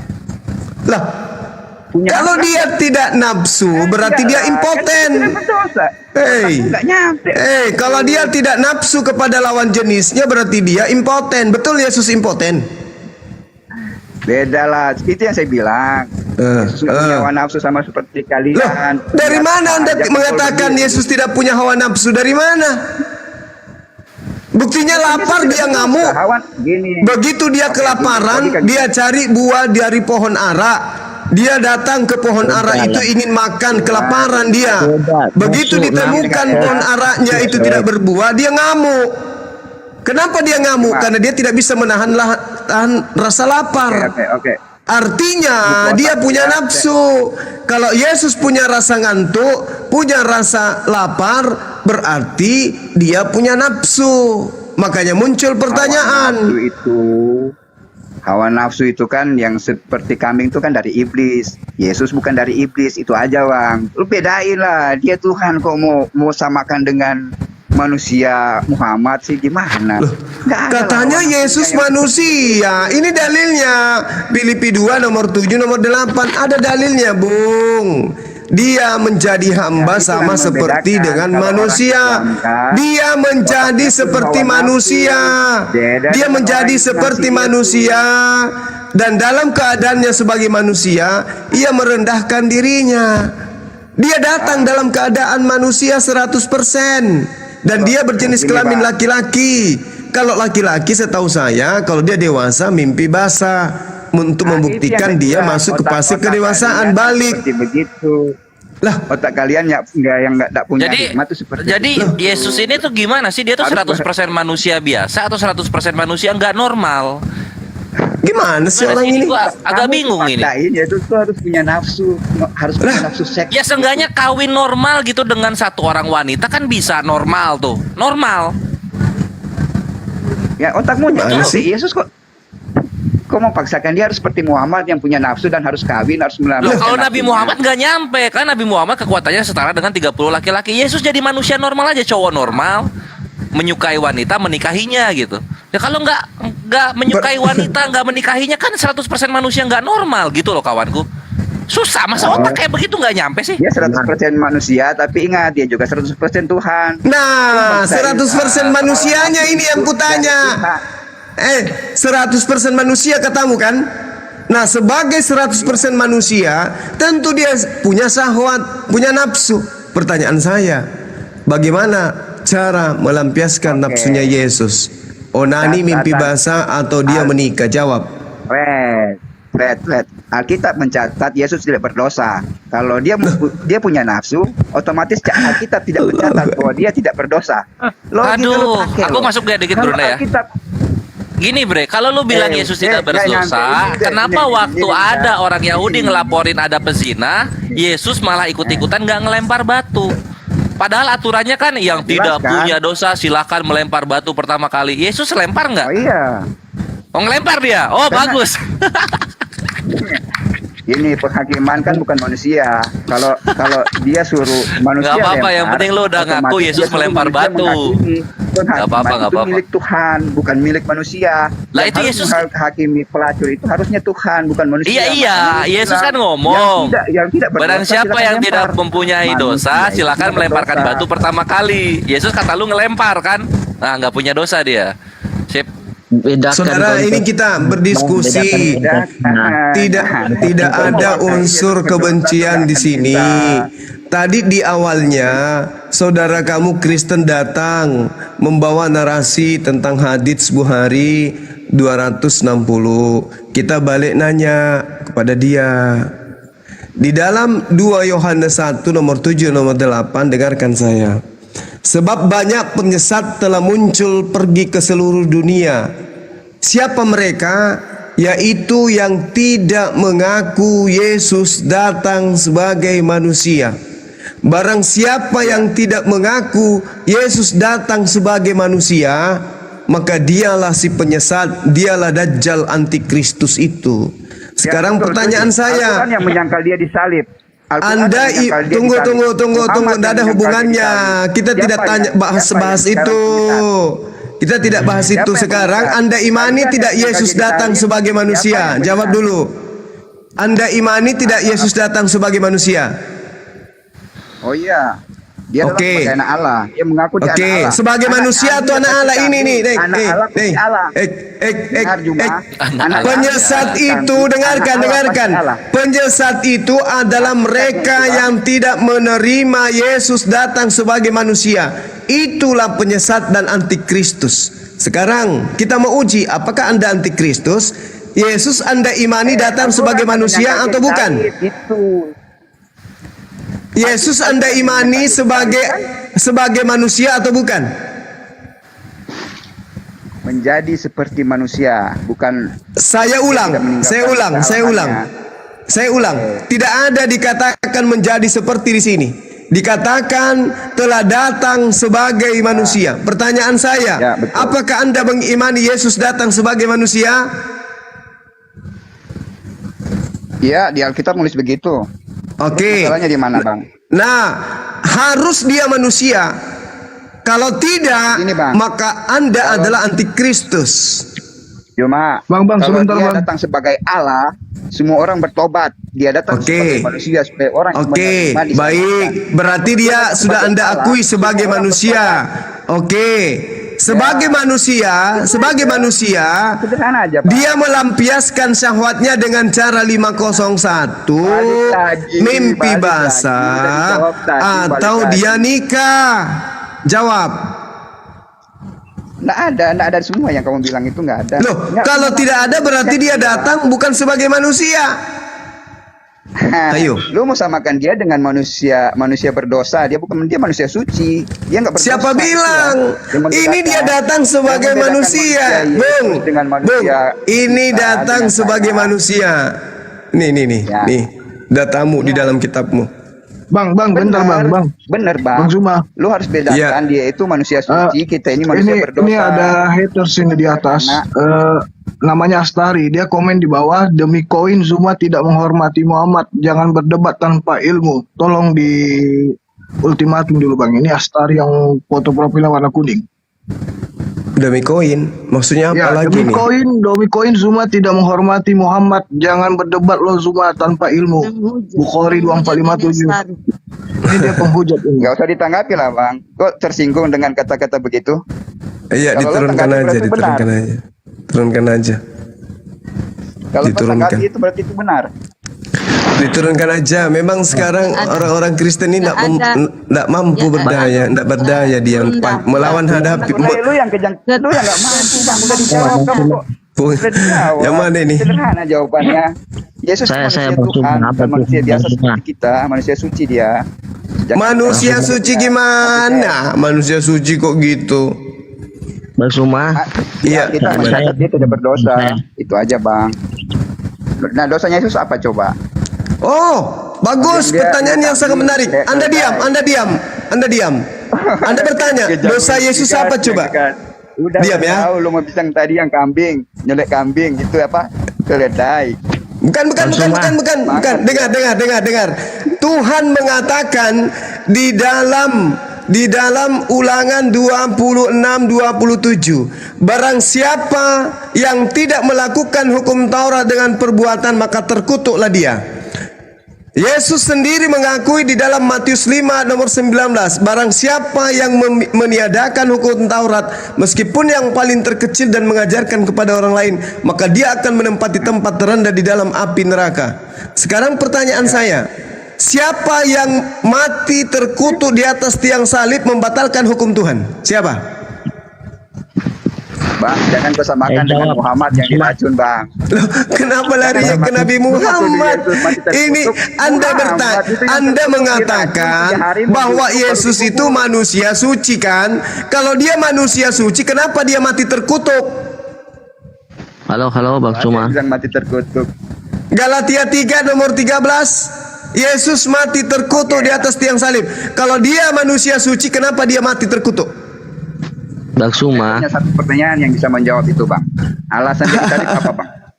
Allahu Akbar. Allahu Akbar. Alasan kenapa dia terkutuk? Allahu Akbar. Alasannya dia terkutuk karena dia membatalkan semua hukum Tuhan.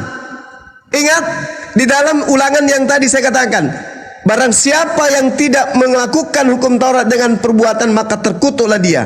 Yesus sendiri mengatakan itu. Yohanes 7:49. Apa dikatakan di sana? Orang banyak ini yang tidak mengenal hukum Taurat, terkutuklah dia. Yesus mati terkutuk. Apakah dia manusia suci? Itu kalian mengklaim dia itu disalib itu mati terkutuk. Bukan klaim itu, kitabmu sendiri yang mengatakan itu. Galatia 3:13, Yesus mati dengan cara terkutuk di atas tiang salib. Pertanyaannya, apakah dia berdosa, Bang? Dosa karena dia membatalkan hukum Taurat. Wow. Begini, saya jawab satu persatu, Bang ya. Dari silakan. Terkutuk. Ya, dia harus terkutuk untuk menggantikan kutukan kita. Lah, ini dia nih. Ternyata kalian, gara-gara kalian Yesus itu mati terkutuk. Waduh, parah ini Kristen. Enak kali kau membuat Yesus mati terkutuk hanya dosa kalian. Enak kali. Sementara di dalam kitabnya orang Yahudi, orang diupah berdasarkan perbuatan masing-masing. Kenapa kalian menjadikan Yesus sebagai tumbal? Kenapa? Pertanyaanmu ini sudah berkali-kali kan saya sudah pernah iya, ini lucu. Yesus itu datang, dengarkan. Yesus itu datang bukan untuk meniadakan hukum Taurat, tapi untuk menggenapi, melengkapi. Galatia 3:13, Kristus telah menebus kita dari kutuk hukum Taurat dengan cara menjadi kutuk karena kita. Sebab ada tertulis, terkutuklah orang yang digantung pada kayu salib. Kok bisa? Kok bisa ini? Kok bisa? Ini Yesus ini. Halo. Dengarkan, sebagai manusia 100% yang mati terkutuk, kemana perginya? Surga atau neraka? Mau berdoa aja dulu Bang. Bagaimana bisa surga? Gimana bisa surga ini? Di mana Yesus bisa masuk surga? Di mana? Ntar jatuh lagi. Yesus mengatakan di dalam Matius 5, dengarkan. Yesus mengatakan di dalam Matius 5 nomor 19, barang siapa yang meniadakan hukum Taurat dan mengajarkan kepada orang lain, maka dia akan menempati tempat terhina di kerajaan surga alias neraka. Yesus dikatakan terkutuklah orang yang digantung pada kayu salib. Di dalam Efesus 2 nomor 15, Matius 2 nomor 15, dengan matinya Yesus di atas tiang salib, Yesus telah membatalkan hukum Taurat beserta semua ketetapan yang ada di dalamnya. Orang yang membatalkan hukum Taurat itu, orang yang membatalkan hukum Taurat, menurut Tuhan kemana perginya? Neraka atau surga? Saya bisa izin bicara, izin bicara. Yang berbeda, jangan ulang-ulang aja Izin dari tahun bicara. ke tahun lu. Iya, saya tanya makanya, orang yang membatalkan hukum Taurat, menurut Yesus dia ke surga atau ke neraka? Izin bicara, bisa nggak? Dia ke surga menyediakan tempat bagi umat. Mimpi lu. Dia nggak ke neraka. Mimpi. Dia ke surga menyiapkan tempat buat Mimpi. Pertanyaan saya, menurut Yesus, orang yang meniadakan hukum Taurat dan mengajarkan kepada orang lain, itu tempatnya surga atau neraka? Izin bicara. Jawab. Jawab Bang. Kreatif lah lo Bang, cari pertanyaan yang berbeda lah. Kalau Jangan dari gitu tahun ke tahun. kasih tahu lah dulu pertanyaan sama kamu kawan. Tahu Jawab. nggak sejarah Kristen mula-mula? Ini tahu. Agama Kristen itu adalah pengikut Paulus di Antioquia. Orang-orang yang tidak bersunat, kumpulan pemakan babi dan penyembah dewa-dewa. Itulah Kristen mula-mula, pengikut Paulus. Sejarahnya ada nggak? Kisah Para Rasul 11. Kisah Para Rasul 11, Anda baca satu perikop. Pertama-tama yang disebut Kristen itu adalah pemakan babi dan manusia-manusia tidak bersunat yang hidup di Antioquia. Pengikutnya Paulus. Masih mau aku datang besok? Sekarang pertanyaan tuh, kalian tahu nggak? Bang Suma, boleh saya jawab? Boleh, silakan. Tadi Bang Suma bilang ayat siapa yang mengajarkan dia akan dapat apa itu tadi? Tempat terendah di dalam kerajaan langit. Apa tempat terendah itu? Neraka. Tempat terendah dalam kerajaan Allah. Waduh. Berarti itu neraka ya? Itu asumsi. Tempat terendah dalam kerajaan Allah. Berarti dalam kerajaan Allah itu Bang Suma tahu enggak, dalam kerajaan Allah itu ada tingkatan. Ada istilahnya itu yang ketujuh. Nah, itu disebut neraka di situ. Di kerajaan Allah itu ada tingkatan, Bang Suma katakan itu mana neraka. dalilnya? Mana dalilnya ada tingkatan? Di kerajaan Tuhan itu ada tingkatan. Mana dalilnya? Nggak ada, kerajaan Allah itu nggak ada tingkatan. Ngaur aja kalian nih. Kau yang ngawur. Kita ya dulu kayak sejarah Islam, coba jelaskan sama saya. Sejarah Kristen itu di Antioquia mula-mula disebut Kristen. La haula wala quwwata. Di mana? Kisah Para Rasul 11. Jelas dikatakan di sana. Sejarah di Alkitab, sejarah benar-benar kalian mendidik. Kalau sejarah Kristen, kamu harus mengawali dari Kekaisaran Roma. Iya, Kak Kekaisaran Ros. Roma itu kan dia. Jadi yang mana sejarahnya Kristen pertama kali? Yang mana yang ingin kau sampaikan? Sejarah Kristen pertama kali itu Kristen. Yang mana? Yang mana Kristen pertama kali? Yang mana?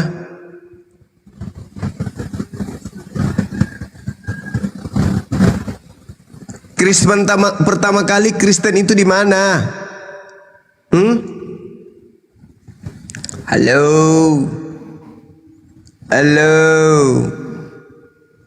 Bang Suma, halo. Ya. Kristen pertama kali di mana? Suma, tunggu, saya satu-satu dulu. Tadi kan ditanya bahwa surga itu ada tingkatan. Ya, saya jawab pakai ayat ya. Ya. Wahyu berapa? Dia bawa Paulus pasti, dia bawa Paulus yang aku telah melihat orang Kristen, nah gitu Guruda. Ya itu kan harus ada dalil, harus ada dasar. Iya. Di mana dalilnya? Itu tadi saya Di mana? Kamu belajar Bible aja deh sama Bang Suma. Daripada kamu ke gereja dipatol sama pendeta, disedot duitmu. Gimana tanpa belajar memberikan data-data. ayat? Mau belajar sama Bang Suma kok sepenggal-sepenggal ayat diambil. Enggak, Kak Ros. Justru kalau belajar sama saya itu ketika saya katakan tempat terendah itu betul. Saya enggak ngarang-ngarang. Itu saya jawab, itu saya bantu. Apa yang kamu bantah? Nggak ada yang bisa kamu bantah. Ini sekarang ada. Apa? Itu tingkatan surga itu. Coba tolong Matius dibaca. 5 coba kamu baca Matius 5 nomor 19 apa kata Yesus? Tempat terendah di situ bahasa Yunaninya apa? Supaya kamu paham. Apa di situ? Alakistos. Alakistos itu apa?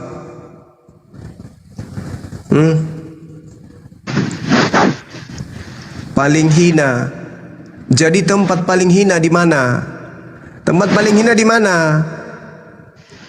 Elakistos bahasa Yunaninya bukan terendah, tetapi paling hina. Di mana itu tempat paling hina?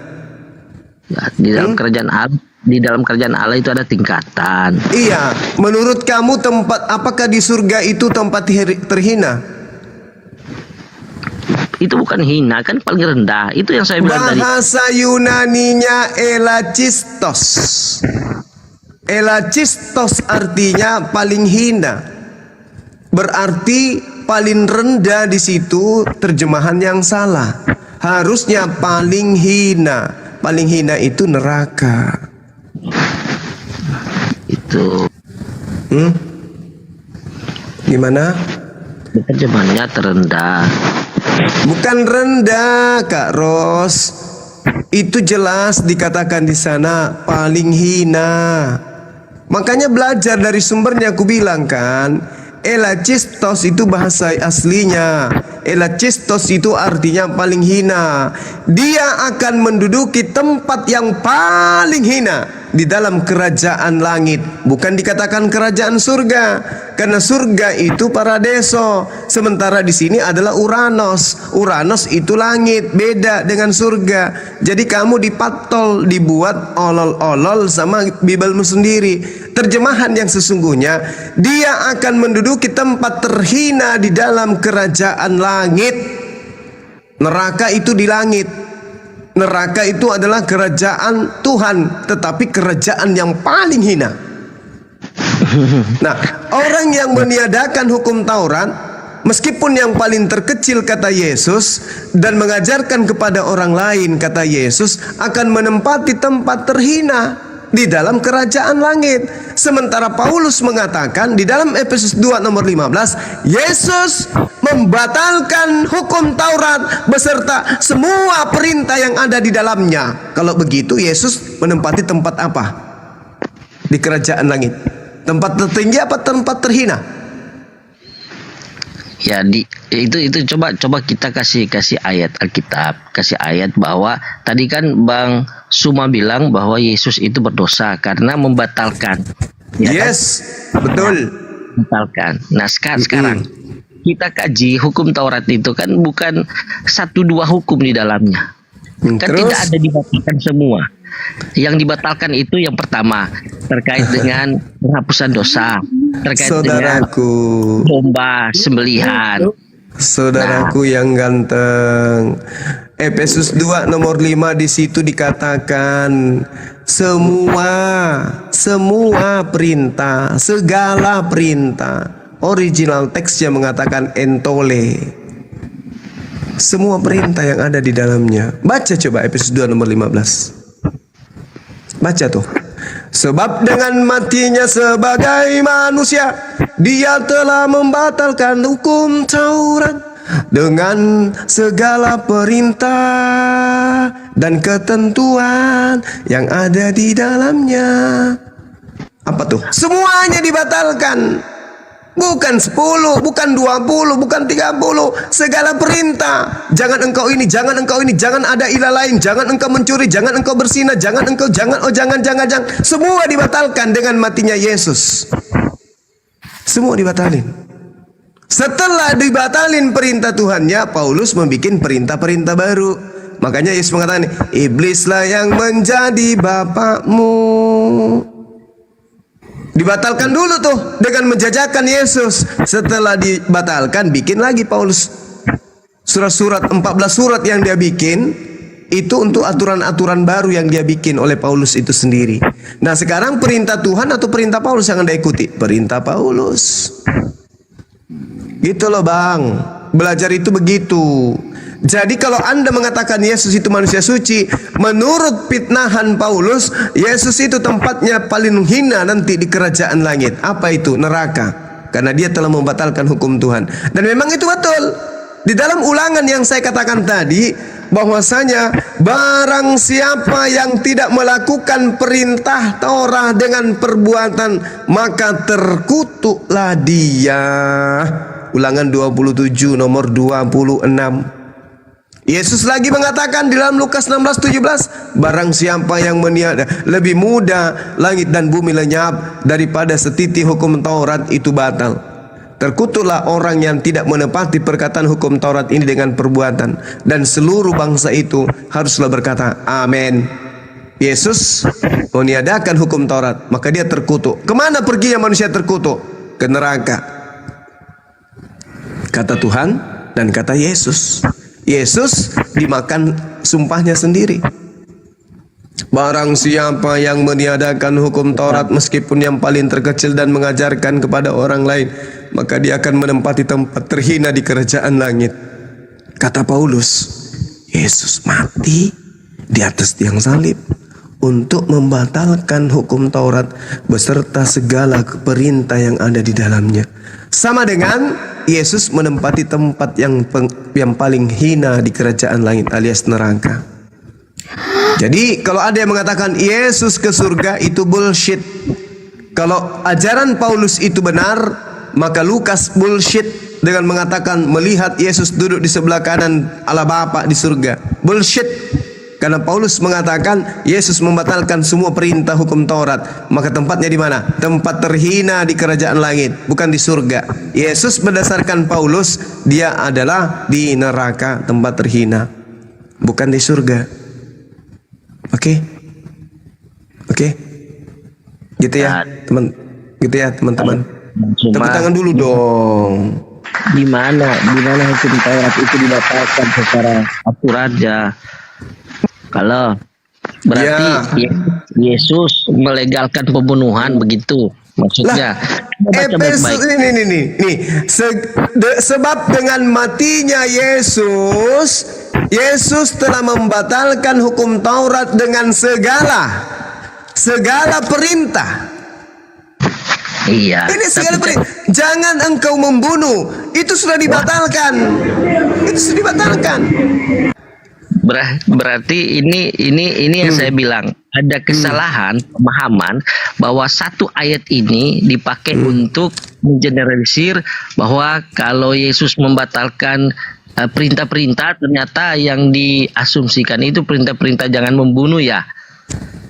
Begitu ya. Dengarkan Galatia 5 nomor 1, apa kata Paulus?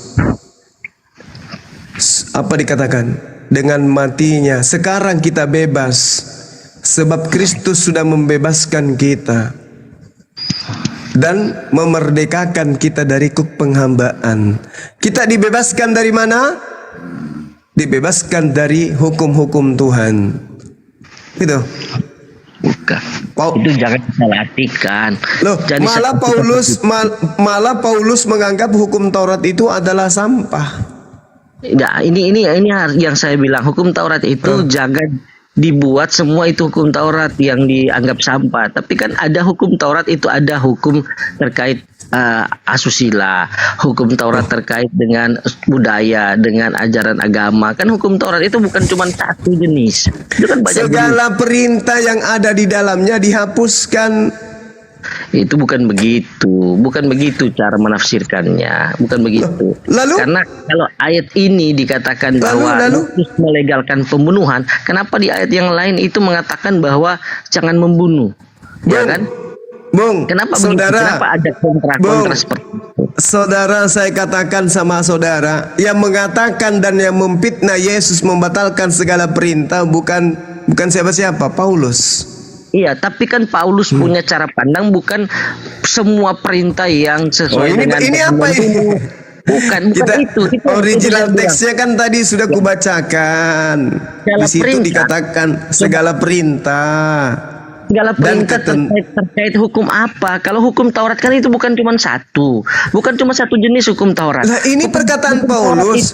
Itu Yesus telah membatalkan hukum Taurat dengan asusila, dengan kehidupan sosial. Ada begitu banyak hukum Taurat, ada berapa ratus hukum Taurat. Segalanya sudah dibatalkan.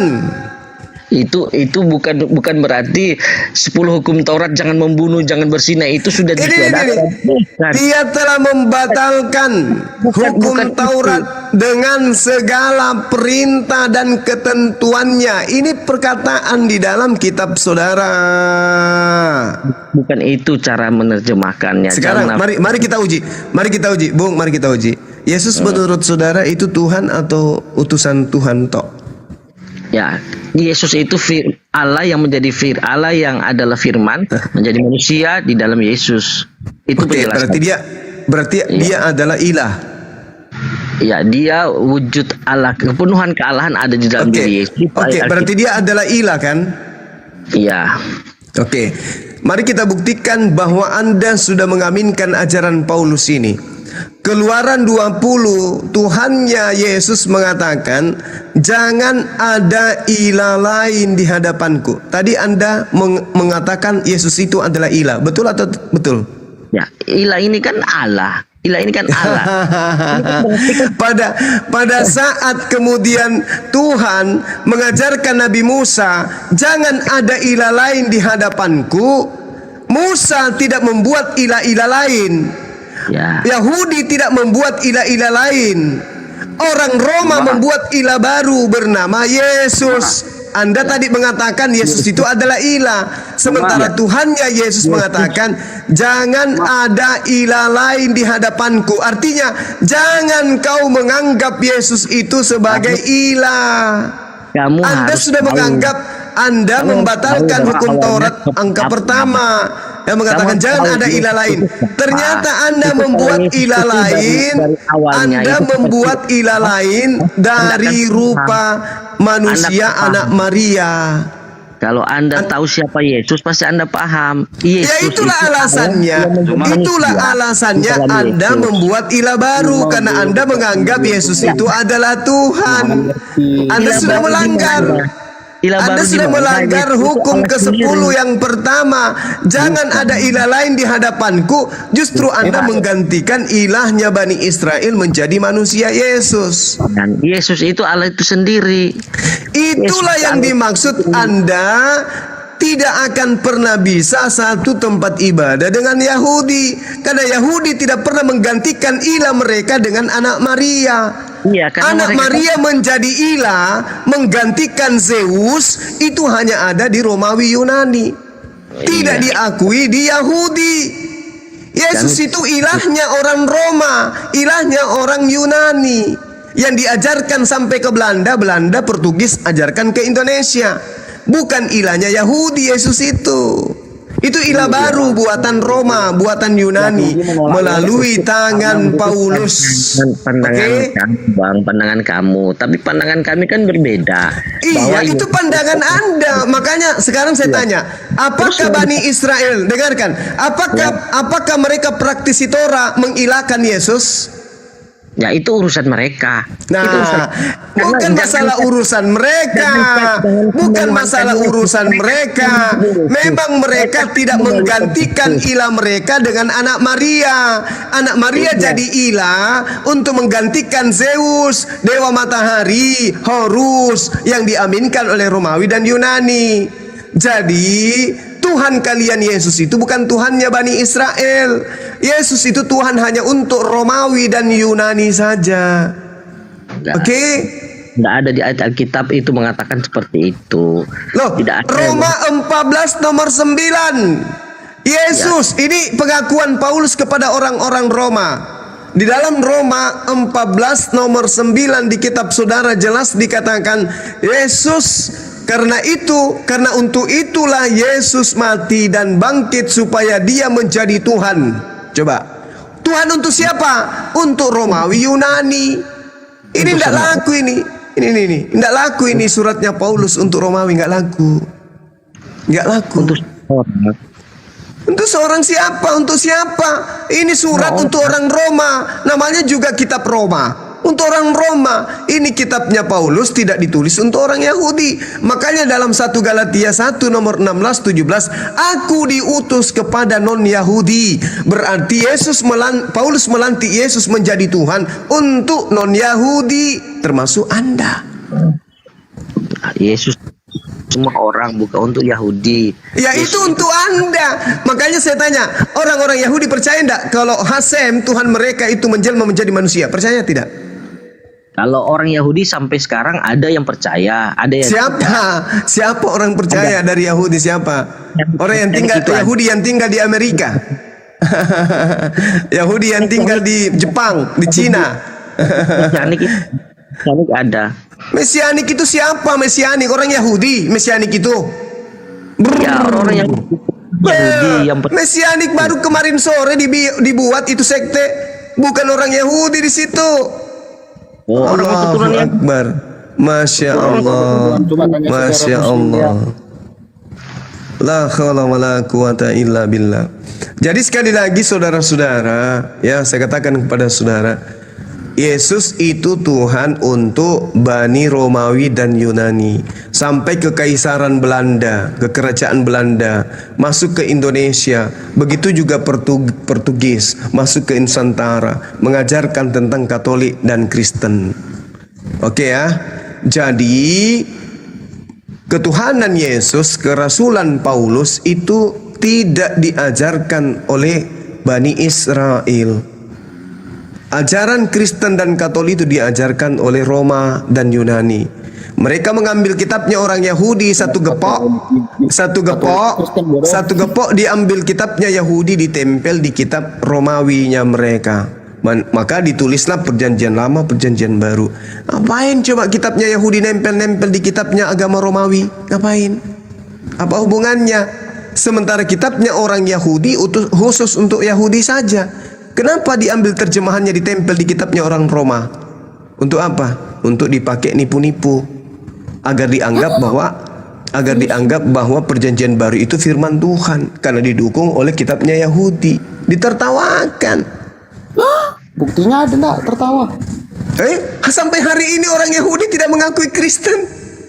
Gimana tuh? Orang Yahudi sejarah kalian aja tidak jelas. Yahudi yang punya hak, dia yang punya kitab. Coba dulu jelaskan sejarah kenapa Sunni, Syiah, Pisah itu aliran banyak. Cobalah dulu. Aliran Sunni Syiah itu, dengarkan, Tuhannya tetap Allah. Yahudi Kristen, Yahudi Tuhannya Allah, Kristen Tuhannya Yesus. Beda kita. Ayo. Inilah praktisi Torah hari ini ibadah di sinagoge, mereka punya kitab berbahasa Ibrani dan Aramaik, tidak mengenal Yesus. Tidak ada Yesus diibadahi di sinagoge, nggak ada. Mereka tidak kenal Yesus. Yesus itu tokoh fiktif buatan Romawi dan Yunani untuk menggantikan dewa Horus, dewa mereka. Mereka mengambil kitabnya Yahudi, mereka tempelkan di situ supaya cerita perjanjian baru itu dianggap sebagai penggenapan dari kitabnya orang Yahudi. Orang Yahudi sendiri menutup mata, bukan memandang sebelah mata, tapi menutup dua-dua matanya untuk memandang kitabnya orang Roma Yunani. Mereka tidak pernah menganggap itu sebagai kalam Tuhan. Dalam sejarah ada nak? Dalam sejarah apa? Sampai hari ini Yahudi tidak pernah mengakui Yesus sebagai Tuhan. Sampai hari ini. Kita tidak bicara Yahudi itu nanti dulu. Sekarang kita bicara Kristen. Lah, Kristen ini pertama kali di Antioquia. pengikut Paulus, bukan pengikut Yesus. Siapa bilang pengikut Paulus? Sekarang saya tanya sama saudara, Kristen Sekarang saya itu tanya, bagaimana kalian menguasai gereja yang di Turki? Itu bukan apa hubungannya? Apa hubungannya? Tidak ada hubungannya dengan Kristen. Dengarkan. Ajaran agama Islam itu adalah ajaran para nabi. Ajaran menyembah kepada Allah itu adalah ajaran para nabi. Nabi-nabi kami sudah mengajarkan Islam. Abraham, Bang Suma, Ishak, Yakub, Musa, Daud, Salomo, Yesus, semua mengajarkan Islam. Kamu bilang semua orang Yahudi percaya Yesus. Murid-murid Yesus itu orang Yahudi. Murid-murid Yesus memang betul. Murid-murid Yesus itu bukan Kristen. Yang sampai ke Antioquia menjadi Kristen itu Paulus. Murid-murid Yesus itu habis dibasmi oleh Paulus. Setelah Paulus membasmi murid Yesus, Paulus mendirikan sebuah sekte bernama Kristen. Baca Kisah Para Rasul 24 nomor 5. Paulus disebut sebagai tokoh dari Nasrani. Iya kan, orang Yahudi kan percaya Yesus, bukan semua orang Yahudi yang tidak percaya. Orang Yahudi sepercaya-percayanya kepada Yesus, mereka hanya percaya Yesus itu Mesias, manusia yang diurapi, bukan Tuhan. Pak Petrus dan itu orang Yahudi, mereka percaya bahwa Yesus itu Tuhan. Petrus diutus hanya kepada orang Yahudi. Petrus yang Anda maksud itu Santo Petrus yang ada di Roma itu bukan murid Yesus. Di dalam pengakuan Paulus Galatia 2 nomor 8, Paulus sendiri yang memproklamirkan bahwa Petrus diutus kepada orang Yahudi dan aku diutus kepada non-Yahudi. Berarti Kristen ini adalah pengikut siapa? Pengikut Petrus atau pengikut Paulus? Pengikut Paulus.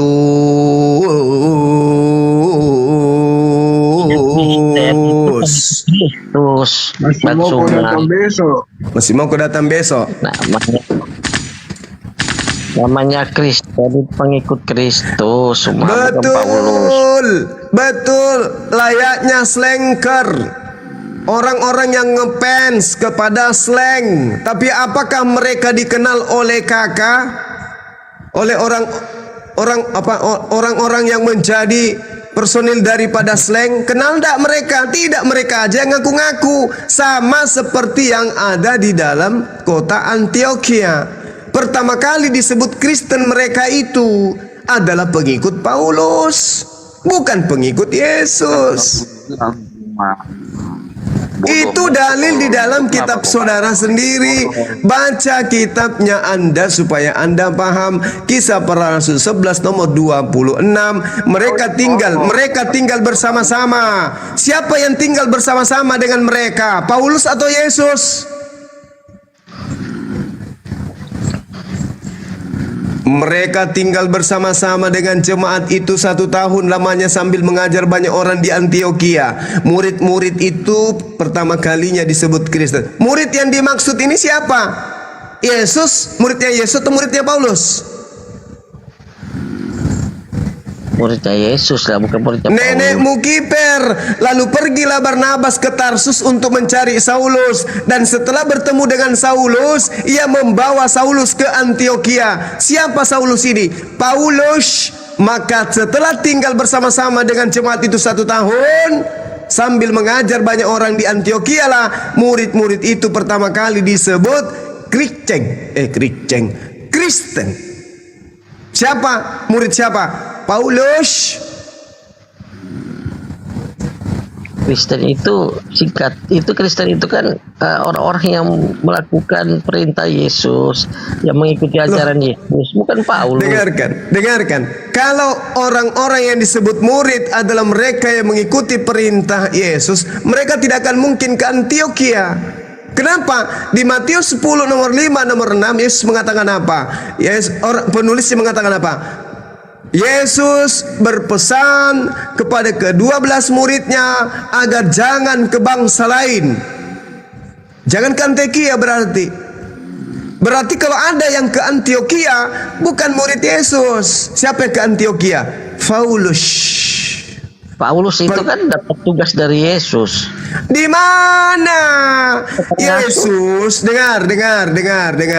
Yesus di dalam Yohanes 17:8 sebelum dia terangkat ke langit, dia sudah mengakui segala firman yang engkau berikan kepadaku, yang engkau wahyukan kepadaku, telah ku sampaikan kepada mereka, dan mereka percaya engkaulah yang telah mengutus aku.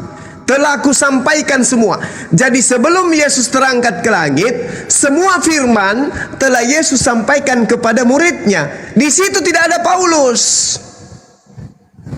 Naiklah Yesus ke langit, datang lagi Paulus. Itu siapa Juma? Apa? Yang di surga itu siapa Juma? Yang di langit maksudnya, bukan di surga. Oranon itu bukan surga, tapi dia kembali ke langit. Dia terangkat ke langit. Di langit mana? Di langit yang biru, pelukismu agung, siapa gerangan. Dia sama seperti Elia, 2 Raja-Raja 2 nomor 11. Elia terangkat ke langit, sama seperti Yesus. Tidak bisa menyamakan pribadinya. Loh, lebih bagus Elia. Elia tidak dibunuh, Bung. Lebih bagus Elia. Elia tidak dibunuh. Kalau Yesus dibunuh dulu. Kalau kau bodoh, Dia ini bodoh, dia nggak tahu pribadi sama kodrat. Dan kenaikan Yesus itu diceritakan dengan dusta. Dusta itu. Yesus adalah sejarah. Dusta. Yesus adalah sejarah. Bohong. Tidak ada dusta. Sejarah kalian dulu jelaskan, tolonglah. Kalau emang kalian sejarah kalian itu ada. Bohong. Bagaimana caranya? Dengarkan. Bagaimana caranya Lukas melihat langit terbelah? Teruslah kau bawa. Bagaimana caranya Yesus? Bagaimana Lukas melihat langit terbelah? Lukas Podolski, pemain bola tuh. Lukas melihat langit terbelah. Lalu dia melihat Yesus. Yesus terangkat ke langit, langit terbelah. Yesus duduk di sebelah kanan Tuhan. Sekarang saya tanya sama saudara. Saudara. Gimana? Penipu. Semua orang yang mendengar ini mulut kau tuh penipu, tahu enggak? Saya berdasarkan data. Kalau Anda menuduh saya penipu, hati-hati bro. Kalau Anda katakan sebagai penipu, kalau Anda mengatakan saya penipu, berarti data-data yang saya baca itu adalah data-data penipu, kan gitu Bang. Saya kan membaca data Bang. Kalau saya dikatakan penipu, berarti yang menipu kita di sini adalah data di dalam Bible Anda. Kan begitu. Kau jawab dulu aku, sejak kapan Islam menyembah Yahweh? Islam tidak pernah menyembah Yahweh. Yahweh itu dewa Mesir kuno. Menjadi Yesus. Di mana Bani Israel menyembah Yahweh? Yahweh itu adalah dewa banci milik Mesir kuno. Gimana sih teman-teman kita ini menyembah dewanya orang Mesir kuno? Pietro, cobalah diam dulu. Iya, saya kan menjawab. Kami umat Islam tidak pernah menyembah Yahweh, sebab Yahweh itu adalah dewa banci milik Mesir kuno. Parah ini orang. Pelan-pelan kita terusi dari sejarahnya gitu. Sekarang saya balik nanya, sejak kapan para nabi menyembah anak Maria? Loh, itu malaikat sendiri yang turun kok. Saya tanya, sejak kapan para nabi, sejak kapan para nabi menyembah anak Maria? Anak Maria ada di abad pertama, sementara para nabi datang sebelum Masehi. Kalian di mana, bro? Abad keberapa kalian? Allahu Akbar. Masya Allah. Semua itu catat dalam Masya sejarah. Allah. Hal yang Allahu Akbar. sejarah adalah bohong. Allahu Akbar. Kalian tuh ada nggak jelas Allahu yang Akbar. Masya Allah. Pada saat Yesus belum ada di atas muka bumi, belum ada satupun manusia yang menyembah Yesus. Hanya orang Roma di Antioquia dan orang Yunani yang menyembah manusia bernama Yesus. Orang Yahudi goblok. Semua murid-muridnya itu dibunuh oleh Paulus, pendiri agama Kristen. Mana keturunan ini murid paling Yesus? suka ini kalau lihat Tritung nih pada emosi sama guru. Lanjut udah. Allahu Akbar. Masya Allah. Bukan kita emosi. Kawan satu ini nggak jelas gitu. Sejarahnya Lukas menuliskan di dalam Kisah Para Rasul 7:56. Sejarah kalian aja nggak jelas. Lukas berkata, sungguh aku melihat langit terbuka dan anak manusia berdiri di sebelah kanan Tuhan. Bagaimana caranya Lukas melihat manusia berdiri di atas surga? Ya karena matamu tertutup. Lukasnya matanya kok bisa pakai teropong apa dia melihat ke surga? Saya tanya sama saudara. Aku melihat langit terbuka. Jangan bicara. Dan aku melihat Yesus berdiri di sebelah kanan Elohim. Pertanyaan saya, Lukas melihat Elohim di sebelah kiri Yesus itu pakai teropong apa? Islam menyembah Yahweh.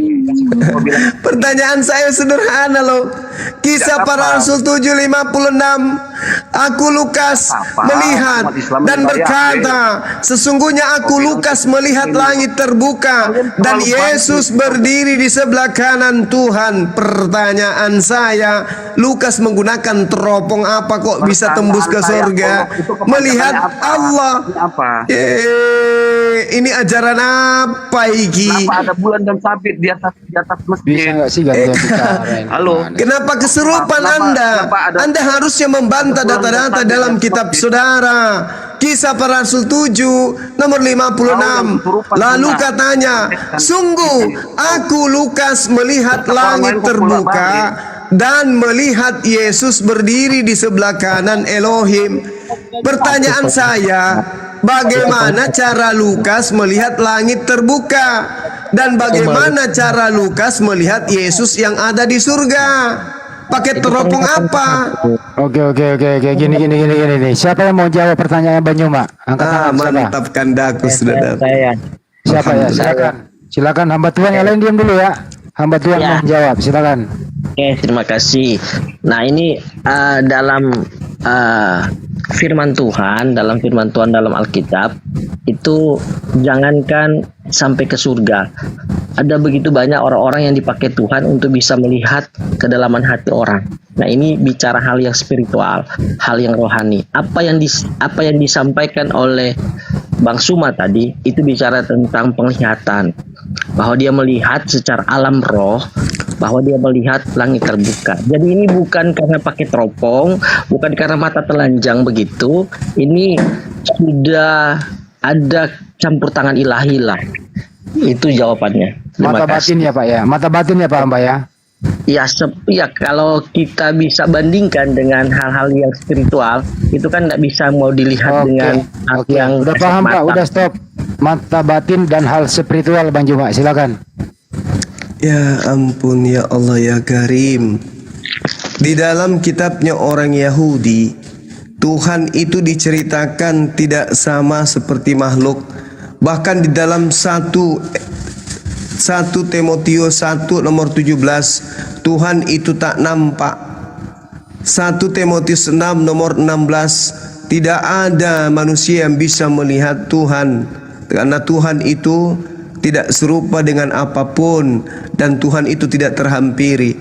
Lukas kemudian mengarang, Aku melihat langit terbuka dan melihat Yesus duduk di sebelah kanan Allah. Dari mana Lukas bisa tahu bahwa yang di sebelah kirinya itu adalah Allah, sebelah kanannya Yesus? Pakai teropong apa? Bukankah di dalam uraian Musa, di dalam Ulangan 33 tidak ada Keluaran 33, tidak ada kemudian manusia yang bisa hidup melihat Tuhan. Yesus juga mengatakan, kau tidak bisa melihat Bapa, suaranya pun tidak bisa kau dengar. Ini Lukas ngarang. Dia melihat Bapa duduk di sebelah kiri, Yesus di sebelah kanan.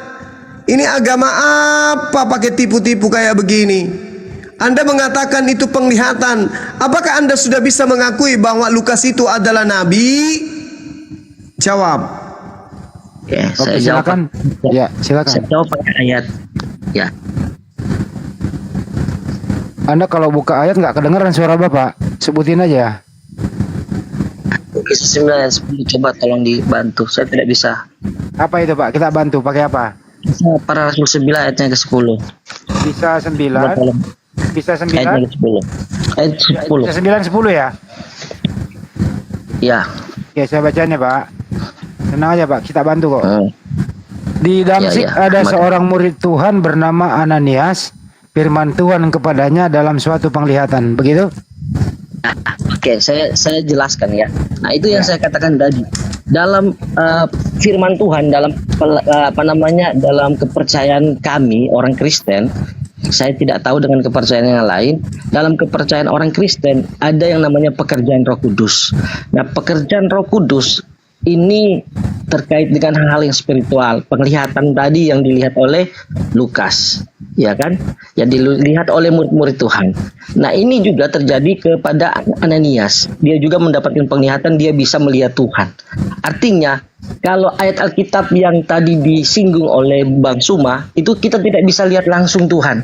Tetapi dengan alam roh, dengan spiritual, kita bisa lihat. Artinya tidak secara kasat mata, tidak secara secara mata yang najis inilah istilahnya. Kita pakai istilah penglihatan itu berarti secara alam roh. Dan ayat-ayat yang saya sampaikan itu bukti peneguhan dari apa yang saya sampaikan. Mungkin itu. Terima kasih. Langsung Bang Joma direspon. Iya. Di dalam kitabnya orang Yahudi, Kejadian, dan juga di dalam Bilangan 12:6. Jika di tengahmu ada seorang nabi, maka aku Tuhan akan menyatakan diri kepada nabi tersebut. Apakah Anda sudah mengakui Lukas ini nabi? Dia membuka data dia nih, ya. Halo. Pertanyaannya Pak, apakah Anda mengakui Yesus itu Lukas itu nabi? Silakan Pak. Ya. Saya jawab. Saya sebentar cari interferensi juga supaya bisa jawab. Jadi begini. Ya. Sebelum saya jawab, jadi saya katakan tadi bahwa dalam iman Kristen ada yang namanya pekerjaan Roh Kudus. Nah, di zaman lama, perjanjian lama, itu hanya nabi-nabi yang memiliki suatu yang memiliki suatu hal yang khusus lah istilahnya. Artinya mereka punya kuasa, punya sesuatu yang spiritual yang lebih tinggi ilmunya. Ya, tapi kalau di perjanjian baru, kalau di zaman Roh Kudus, itu orang-orang yang dibaptis Roh Kudus itu bisa juga mendapatkan sesuatu yang ilahi, sesuatu yang istilahnya yang spiritual, dan itu bisa ada yang sakit sembuh, lumpuh berjalan, hal yang spiritual, hal yang supranatural. Nah, saya kasih ayat. Nggak kedengeran Pak, sebutin aja Pak. Sebutin aja, saya bantuin. 2 Raja-Raja 6 ayat 17. Untuk supaya lebih memperjelas Lukas yang katakan tadi tentang dia melihat langit. 2 Raja-Raja 6 ayat 17. Lalu berdoalah Elisa, ya Tuhan, bukalah kiranya matanya supaya ia melihat.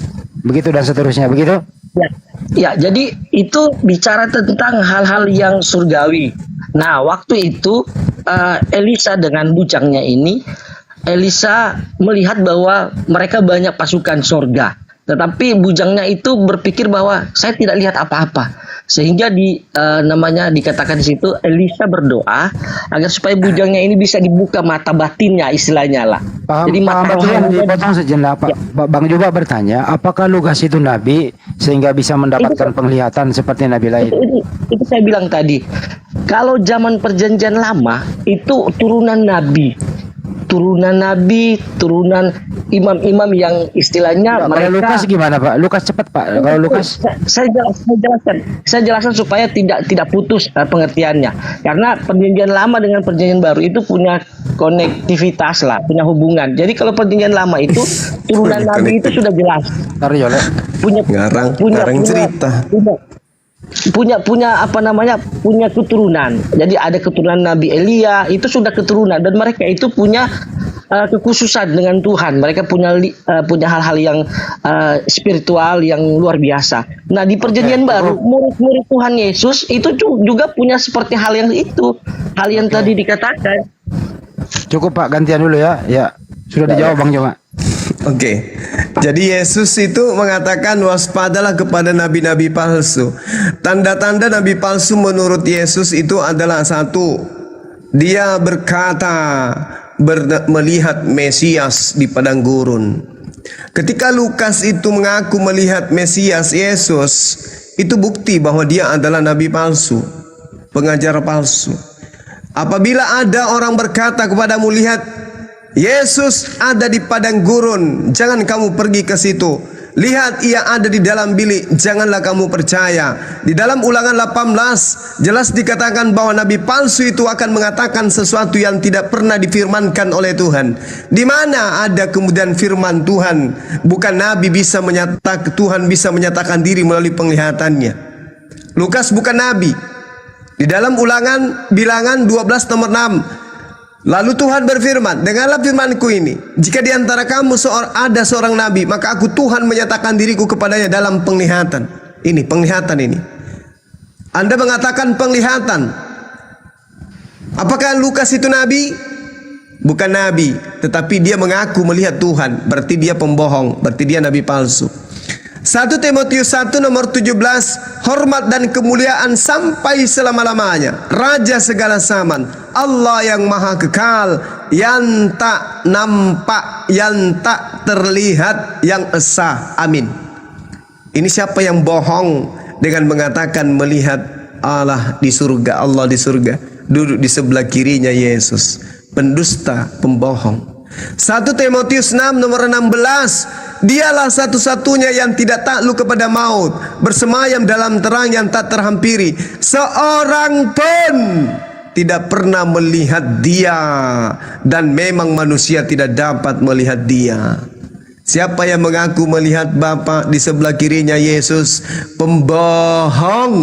Makanya orang-orang Yahudi tidak pernah percaya kepada Lukas, Markus, Matius, Yohanes, surat-surat Paulus dan Petrus. Karena kitab-kitab ini adalah kitab-kitab batil, kitab-kitab pendusta, pembohong dan penyesat. Tuhan tidak nampak, Tuhan tidak ada seorang pun yang mampu melihatnya. Tiba-tiba ada orang melihat langit terbelah, lalu melihat Yesus duduk di sebelah kanannya Allah. Berarti dia lihat Allah dong. Pembohong. 2 Korintus 4:18, sebab kami tidak memperhatikan yang kelihatan, melainkan yang tak kelihatan, sebab yang tidak kelihatan adalah sementara, sedangkan yang tak kelihatan adalah kekal. Tidak kelihatan kekal, yang tidak kelihatan itu adalah Allah. Yesus diceritakan duduk di sebelah kanan Allah, menggunakan teropong apa? Teropong pembohong. Itu teropong penipuan.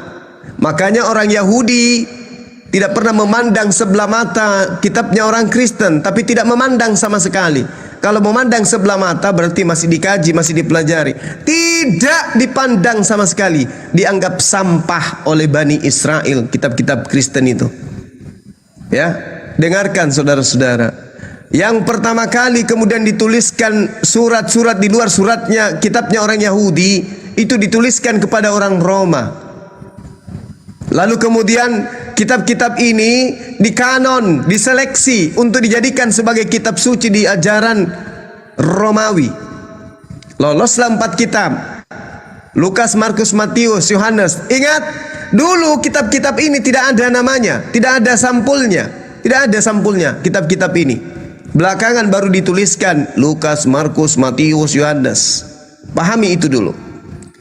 Ya, lalu itu duduk di Kekaisaran Romawi, dijadikan sebagai kitab suci.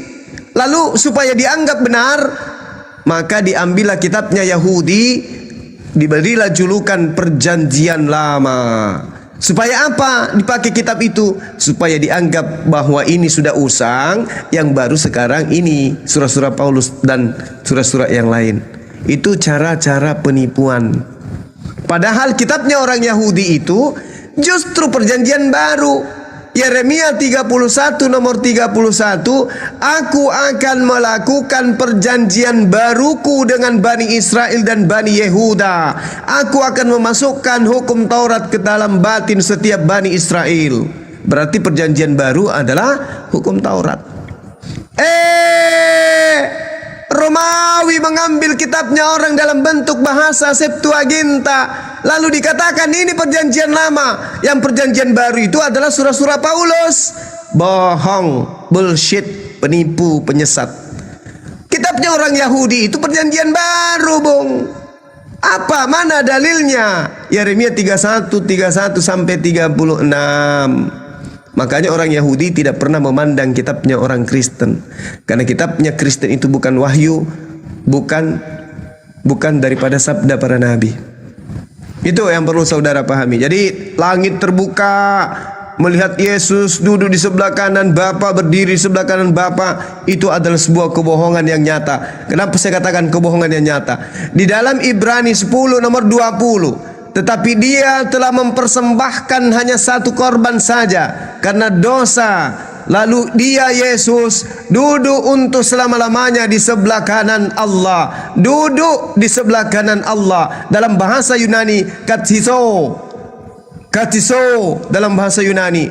Tetapi di dalam Kisah Para Rasul 7 nomor 56, sungguh aku melihat Yesus, langit terbuka, dan Yesus berdiri di sebelah kanan Allah.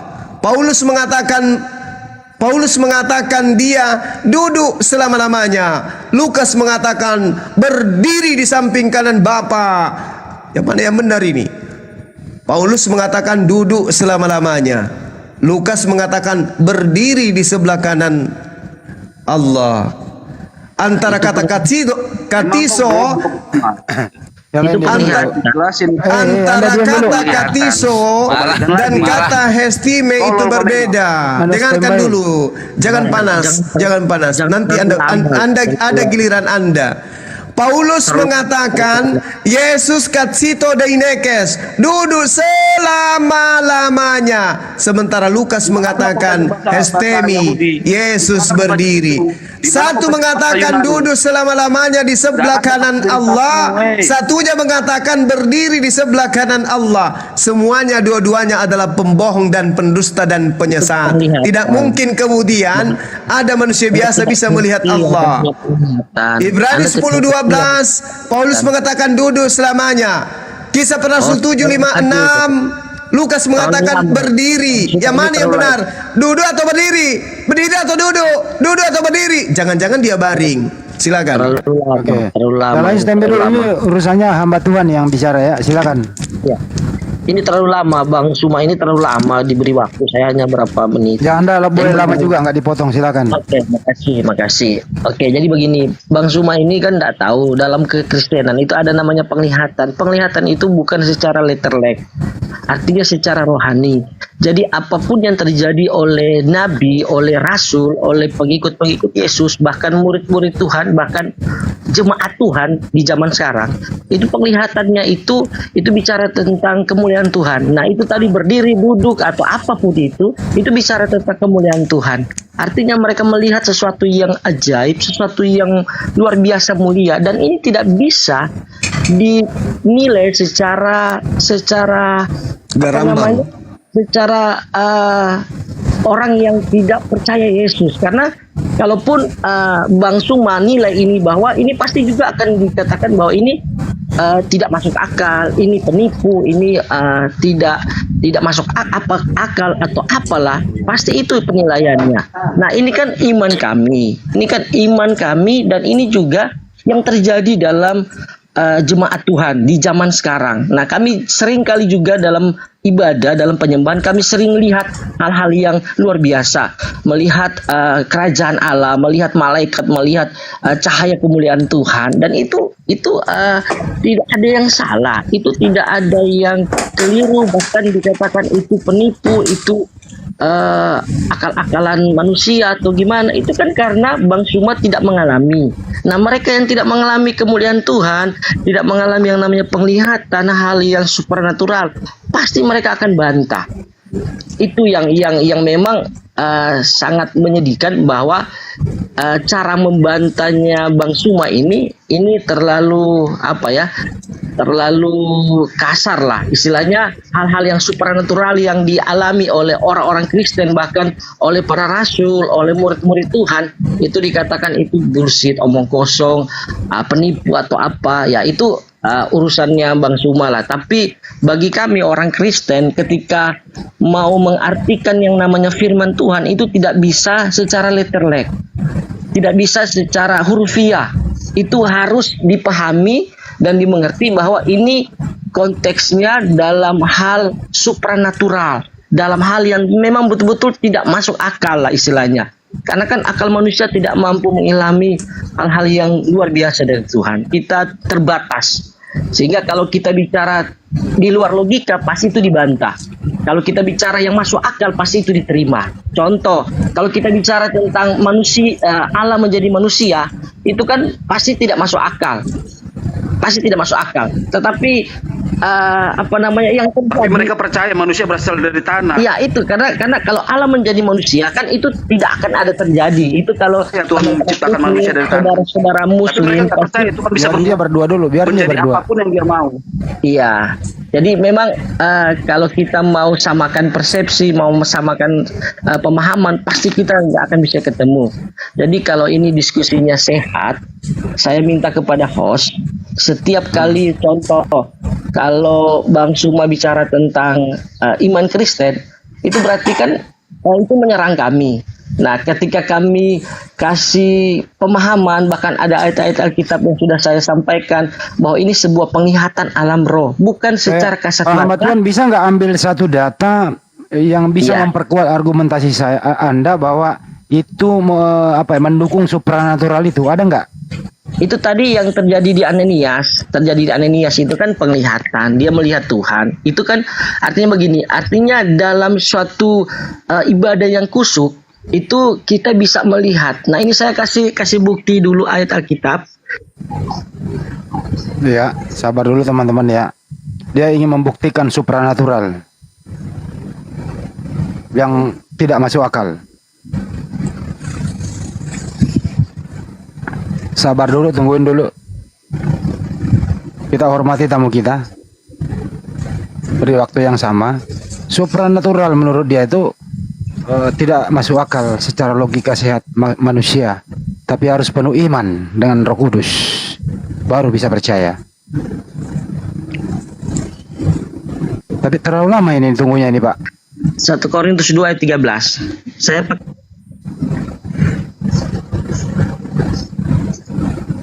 Korintus 2:13. Silakan Pak, saya bantu Pak. Pak. Dan kalau mereka menyangkal itu, mereka juga harus menyangkal Anda diam dulu. Muhammad. Anda diam dulu lah. Nah, saya turunkan nih kalau nggak diatur nih. Saya turunkan nih kalau nggak diatur nih. Kacau nih, biar Pak maju Pak berdua dulu. Kita bantu temanmu. Tungguin dia dulu. Dia lagi nggak bisa dengar kalau dia lagi begitu buka data. Sabar dulu. Ambil baju Pak, minum air putih. Saya bacain Pak ya 1 Korintus 2:13 ya. Iya. Dan karena kami menafsirkan hal-hal rohani kepada mereka yang mempunyai roh dan seterusnya. Silakan Pak. Ya, artinya itu, kalau kita menafsirkan hal yang rohani, otomatis ketika saya sampaikan tentang hal-hal yang spiritual, hal-hal yang menguatkan argumen saya terkait dengan penglihatan-penglihatan, terkait dengan melihat alam roh, itu itu tidak bisa teman-teman atau saudara-saudara yang berbeda iman, berbeda ajaran itu langsung bisa menerima, karena memang ini harus dimengerti secara rohani, secara menafsirkannya itu secara rohani. Dan dalam penguatan tadi argumen saya bahwa hal-hal yang seperti ini betul-betul terjadi bukan di zaman perjanjian lama, perjanjian baru, bahkan di zaman ini juga itu terjadi. Dalam pelayanan kami itu terjadi. Bahwa mereka bisa melihat hal-hal yang luar biasa, yang ajaib, dan itu secara rohani diartikan. Tidak serta-merta secara akal budi manusia lah istilahnya. Cukup secara supranatural dan rohani, Bang Joma, silakan. Iya, baik. Jadi gini, Yesus itu pernah menarasikan kepada murid-muridnya bahwa di dalam Matius 7, penyesat-penyesat itu juga mampu bermukjizat untuk menyesatkan banyak orang. Ya. Di situ dikatakan begini, bahwasanya penyesat antikristus itu juga mampu melakukan mukjizat. Makanya di dalam pengakuan Yesus, sabar dulu Bang. Di dalam pengakuan Yesus di Matius 7 nomor 21, 22, banyak orang Kristen akan berteriak, "Wahai Yesus, bukankah kami telah bermukjizat demi namamu?" Apa kata Yesus? "Enyahlah daripada aku, kau semua pembuat kejahatan." Jadi orang bermukjizat itu bukan ukuran kebenaran, apalagi cuman berasumsi. Amsal 3 nomor 5, percayalah kepada Tuhan dengan segenap hatimu, janganlah bersandar kepada pengertianmu sendiri, jangan kau bersandar kepada akalmu sendiri, apalagi cuman akal-akalan. Amsal 3 nomor 5. Ya, sudah saya katakan tadi, yang kau kutip ini akan menancap di jiwa. Saya ini apologet. Menancap di jiwamu. Saya ini apologet pembela imannya Yesus. Saya pembela imannya Yesus yang kalian sesatkan.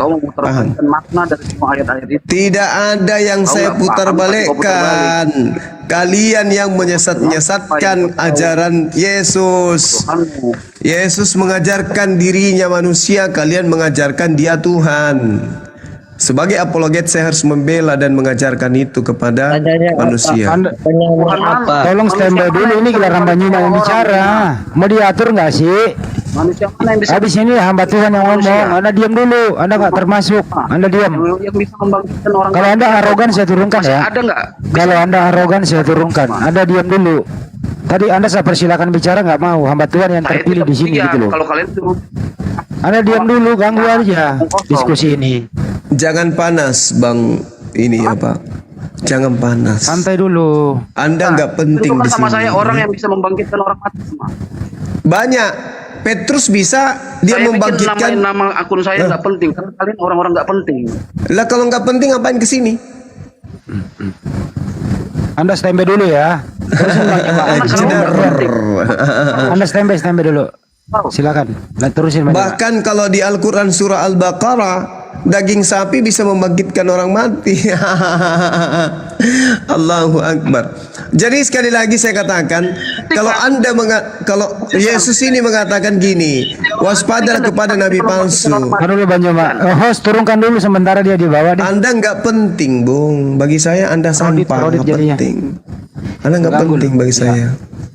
Ya. Tadi saya bertanya, apakah Lukas itu nabi? Anda tidak menjawab. Anda tidak menjawab. Kalau Anda mengatakan dia bukan nabi tapi dia mampu bermujizat, dia ada penglihatan, kenanya di Matius 7:22. Bukankah kami telah bermujizat, bernubuat? Oke? mengusir setan demi namamu. Apa kata Yesus? Enyahlah daripada aku, engkau semua adalah pembuat kejahatan. Nah, kalau Lukas ini bukan nabi, berarti dia berasumsi. Karena bukan ilham, bukan wahyu. Yang disebut wahyu itu orang yang menerima firman Allah. Apakah kemudian yang dituliskan Lukas ini firman Allah ketika dia mengatakan bahwasanya langit terbuka, aku melihat langit terbuka, lalu aku melihat Yesus di situ, aku melihat Yesus duduk di sebelah kanan Bapa. Mana yang betul? Paulus mengatakan duduk selama-lamanya. Paulus loh, rasulmu, pendiri agamamu, mengatakan Yesus duduk selama-lamanya. Kalau duduk itu kan bukan berdiri. Dia tidak mungkin berdiri, dia tidak mungkin baring, dia tidak mungkin salto-salto. Kenapa? Karena Paulus mengatakan duduk selama-lamanya. Katizo deinekes, duduk selama-lamanya. Kalau dia duduk, berarti dia tidak pernah berdiri, karena dikatakan duduk selama-lamanya. Ibrani 10:12. Tetapi Lukas mengatakan di Kisah Para Pewarta 7:56, di situ dikatakan Yesus berdiri di sebelah kanan Allah. Paulus mengatakan duduk selama-lamanya di sebelah kanan Allah. Lukas mengatakan berdiri di sebelah kanan Allah. Apa ini? Skop jam? Ya? Bukan skop jam ya kalau itu ya. Berdiri, duduk, berdiri, duduk. Ini apa ini? Skot jam. Kalau iya, nggak bangi jumping. Nah, ini dia katakan duduk selama-lamanya. Kata siapa? Kata Paulus. Lukas katanya apa? Berdiri. Yang mana yang benar? Yang mana yang nabi? Atau dua-duanya nabi palsu ini? Ini aja dulu Anda selesaikan. Ini yang Anda selesaikan. Ini yang Anda selesaikan. Duduk selama-lamanya atau dia berdiri? Silakan. Oke, baik. Ya, coba kasih ayat dulu yang Lukas itu ayatnya tadi. Coba dibaca, tolong ulang dibaca. Kisah Para Pewarta 7 nomor 56. Ya, apa itu? Tolong dibaca. Di situ dikatakan, lalu katanya, sungguh aku melihat langit terbuka dan anak manusia berdiri di sebelah kanan Allah. Ya, baru yang jadi masalah. Ibrani 10 nomor 12. Paulus mengatakan, setelah mempersembahkan hanya satu korban karena dosa, Yesus duduk untuk selama-lamanya di sebelah kanan Allah. Satu mengatakan duduk selama-lamanya, satu mengatakan berdiri. Yang mana yang benar? Oke, saya mau katakan begini. Kalau itu yang jadi persoalan, ini yang saya katakan tadi. Setiap orang yang melihat dalam penglihatan, itu berarti itu bukan terjadi ada waktu ya. Jadi begini, ketika seorang itu menghadap istilahnya kalau dalam Kisah Para Rasul itu kisah tentang Stefanus ketika dia dirajam. Ketika dia dirajam, dia melihat bahwa langit terbuka dan dia melihat anak manusia Yesus itu berdiri. Ya. Nah, jadi ini time waktunya, dan ini bicara tentang bukan keadaan yang ada di sorga bahwa oh Yesus ada berdiri di sorga. Ini bukan. Ini saya katakan sekali lagi bahwa ini bicara tentang penglihatan, bicara tentang kemuliaan Tuhan, bukan bicara duduk atau berdiri, bukan bicara Lukas bilang berdiri, Paulus bilang duduk selama-lamanya. Berarti kalau dia duduk selama-lamanya, yang salah itu Lukas, yang salah itu penglihatan Filipus, bahwa Filipus melihat dia berdiri. Nah, ini kan namanya penglihatan, itu bukan hal yang terjadi di saat itu, bukan hanya bicara tentang waktu, bukan bicara waktu, tapi ini bicara tentang kemuliaan Tuhan. Nah, sekali lagi bicara tentang kemuliaan Tuhan, dia berdiri atau duduk, yang mana yang benar? Ini bukan bicara keadaan dia duduk, yang benar duduk, yang salah berdiri, atau sebaliknya, yang benar berdiri, yang salah duduk. Ini bicara tentang suatu kemuliaan Tuhan yang ditampilkan. Jadi bisa saja saya mau katakan bahwa Paulus lihatnya itu setelah Yesus berdiri. Bisa saja seperti itu. Dan ketika setelah dia berdiri, ya dia duduk. Nah, itu yang dilihat oleh Paulus. Tapi ini bukan bicara tentang duduk atau berdiri. Ini bicara tentang kemuliaan Tuhan yang diperlihatkan kepada umatnya. Bahwa Yesus ini dia ada di surga. Dia kembali ke surga setelah dia menjadi penebus dosa umat manusia, menjadi korban sembelihan, menjadi pengganti anak domba, dan dia kembali ke surga. Dan itu yang diperlihatkan selalu oleh Tuhan kepada murid-muridnya, kepada rasul-rasulnya, kepada pengikut-pengikutnya. Jadi kalau bicara tadi ditanyakan Yesus itu duduk atau berdiri, itu bukan bicara tentang duduk atau berdirinya, tetapi ini bicara tentang kemuliaan Tuhan yang dinyatakan. Entah dia, itu saya bilang tadi, mungkin awalnya yang dilihat itu dia berdiri, setelah itu dia duduk selama-lamanya. Itu kan bisa seperti itu. Tetapi ini bicara tentang penglihatan, bukan bicara apa yang terjadi saat ini di surga. Bukan, ini bicara tentang penglihatan, bicara tentang kemuliaan, bicara tentang hal-hal yang rohani yang tidak mungkin kita bisa pahami kalau kita pakai akal kita. Karena ini bicara hal yang di luar akal, di luar logika lah istilahnya. Jadi kalau kita mau paksakan untuk bisa memahami duduk atau berdiri, itu bukan hal yang paling yang paling penting lah. Ini tidak terlalu penting untuk dibahas. Tetapi kalau mau dipaksakan untuk dibahas, ya kami punya pembelaan seperti itu.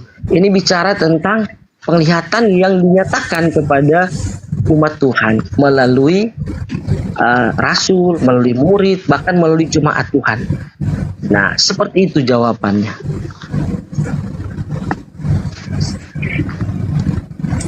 Panjang sih Bang Andi, panjang. Waalaikumsalam. Panjang sih jawaban saudara ini. Tepuk tangan dulu, panjang. Tapi cuman sekedar panjang aja, isinya kosong. Ini katanya firman Tuhan. Mereka orang-orang yang diilhami. Satu mengatakan berdiri, satu mengatakan duduk. Anda datang membela ini. Itu bukan berbicara waktu lah. Selama-lamanya itu adalah identik dengan waktu, cakupan waktu itu. Itu satu. Kedua, siapapun nabi yang datang kemudian termasuk Yesus mengatakan Allah itu tidak bisa dilihat. Tapi kenapa pengarang kitab saudara mengatakan dia melihat Allah, dia melihat surga, dia melihat langit terbelah? Gimana ceritanya langit itu terbelah? Kalau Anda mengatakan itu penglihatan, berarti mereka ini nabi. Ya, itu tidak semua dia nabi harus bisa melihat. Saya katakan tadi, contohnya jemaat kami, contohnya dalam pelayanan kami bukan nabi, tapi kami diizinkan Tuhan untuk melihat sesuatu yang rohani, sesuatu yang spektakuler, sesuatu yang supernatural di surga.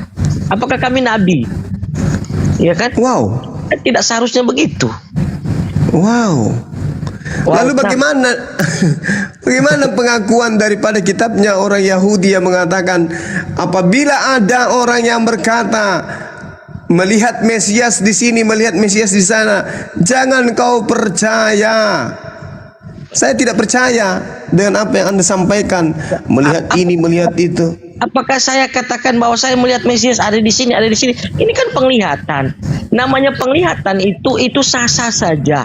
Itu terjadi juga di dalam kisah para rasul. Ananias juga bisa melihat penglihatan. Nah, di zaman Roh Kudus, murid-murid Tuhan, jemaat Tuhan di zaman sekarang juga bisa melihat penglihatan. Tapi kan bukan berarti bahwa Anda sendiri pernah? Ya pernah. Apa yang Anda lihat? Ya malaikat Tuhan, ke surga. Saya melihat itu. Dari mana Anda bisa tahu kalau itu malaikat? Ketika kami menyembah, kami lihat situasi itu kan situasi surga, situasi dalam penyembahan. Kami lihat cahaya luar biasa, dan itu bukan cuma cahaya, itu banyak. Jangan-jangan lampu mobil truk lewat Anda katakan cahaya dari surga? Itu kan saya bilang tadi, kalau ini mau dipaksakan untuk Anda terima, pasti kan ini jadi hinaan. Ya karena Anda cuma berhayal. Kan semua kan ada bukti. Saya sudah kasih bukti dalam Mana perjanjian buktinya mana? lama. Sekarang Anda mengatakan melihat malaikat. Ya. Seperti apa malaikat? Yang Anda lihat itu seperti apa malaikatnya? Bagaimana wajahnya malaikat itu? Nangis.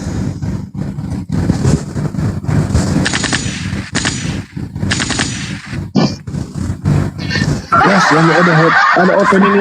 Holy Movement. Holy Movement. Selamat malam, Holy. Sudahkah ngopi malam ini? Bukan malam ini. Ke sini dia. Holy.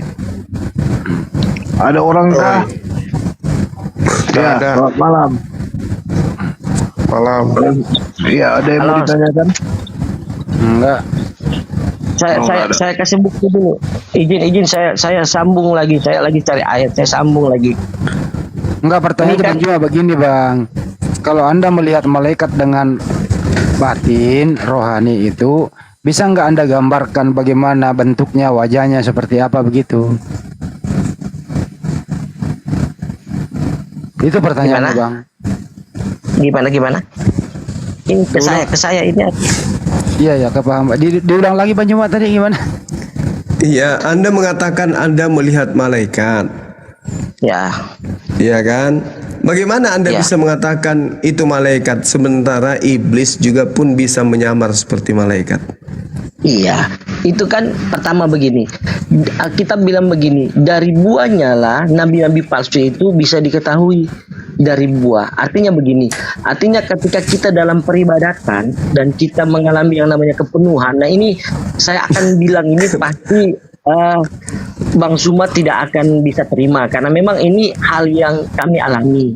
Jadi ibarat kata kami ini sering kesurupan. Menceritakan sesuatu yang tidak dialami oleh orang lain, pasti itu kan bisa dipercaya bisa tidak. Tapi kalau mau dipaksakan saya cerita, nah saya akan bilang begini, kenapa itu, apakah itu betul-betul malaikat? Nah kami ada 9 karunia roh yang dipercayakan Tuhan. Nah ada karunia membedakan roh, ada karunia sifat, karunia berkata-kata dengan pengetahuan, karunia berbahasa roh, karunia menafsirkan, apa semua itu banyak. Ada 9 karunia roh. Nah itu ketika kami dalam penyembahan, pasti 9 karunia roh ini yang dipercayakan Tuhan, pasti itu diaktifkan. Nah jadi bisa kelihatan apa betul ya ini sementara menerima penglihatan dari Tuhan atau sebaliknya. Nah itu yang menjadi apa namanya, menjadi jawaban kalau apa betul, apakah kami meyakini itu penglihatan dari Tuhan. Nah kami bisa meyakini itu dengan 2-3 karunia. Kita berkata juga 2-3 saksi itu sah. Nah itu ada beberapa karunia yang nantinya mengontrol apakah benar yang kita lihat ini sesuai dengan firman Tuhan. Dan ujungnya adalah dari buah. Artinya ketika penglihatan itu tidak memuliakan Tuhan, tidak membuat orang itu lebih dekat dengan Tuhan, berarti yang dia lihat ini berarti setan. Karena tidak, itu ada ciri-cirinya. Dan kalau Bang Suma katakan begini, ada enggak bukti dalam Alkitab bahwa manusia biasa bisa melihat hal-hal yang gaib. Nah, itu saya katakan tadi, saya mungkin belum kasih ayat yang jelas, tapi tolong saya tolong dibacakan secara lengkap ayat ini supaya menjadi dasar bahwa ternyata ada ayat Alkitab orang biasa pun bisa dipercayakan untuk melihat hal yang gaib. Bisa ya host? Bisa saya kasih ayat host? Oke, saya kasih ayat ya. Ya. Silakan. Kenapa jadi topiknya melihat makhluk halus begini, Gurunda? 2 Korintus 6 ayat 17. Gara-gara Lukas melihat terbelah langit. 2 Raja 6 ayat 17. Ini tolong dibaca secara lengkap. Tadi itu tidak dibaca secara lengkap sampai Bang Sumanya itu sanksi sama penglihatan seperti ini. 2 Raja 6 ayat 17. Enggak, yang Padahal yang kita bahas tentang penglihatan Lukas melihat Tuhan duduk di sebelah kiri. Iya, saya kan sudah jelaskan bahwa ini namanya penglihatan. Oke, menurut saudara, apakah Tuhan itu memang bisa dilihat? Kalau secara alam roh bisa, tetapi secara kasat mata tidak bisa. Secara alam roh. Ini Lukas. Secara alam roh. Ini Lukas melihat secara alam roh atau secara penglihatan langsung? Kalau secara alam roh kan hanya dia sendiri. Kalau penglihatan langsung Tuhan menampilkan wujud, pasti kan dilihat semua orang. Dan itu tidak bisa. Karena tidak mampu mata manusia yang najis ini untuk bisa menerima cahaya kemuliaan Tuhan, itu tidak mampu, pastinya tidak mampu. Dan saya kasih bukti, ini kan saya kasih bukti bahwa terjadi dalam perjanjian lama, terjadi dalam perjanjian baru, ada orang-orang yang dipakai Tuhan untuk bisa melihat hal-hal yang gaib, hal-hal yang secara supranatural itu tidak bisa semua orang lihat. Silakan Dina Kores, lanjut. Aku pengen tahu. Jadi ketika murid-murid Yesus ketemu Yesus, mereka lagi tidur. Ini waktu Yesus naik ke surga atau masih ada di bumi? Ini konteksnya apa dulu? Ketemu di mana ini? Lah, nggak tahu. Ini murid-murid Yesus ketemu Yesus di alam roh atau di alam nyata? Bukan.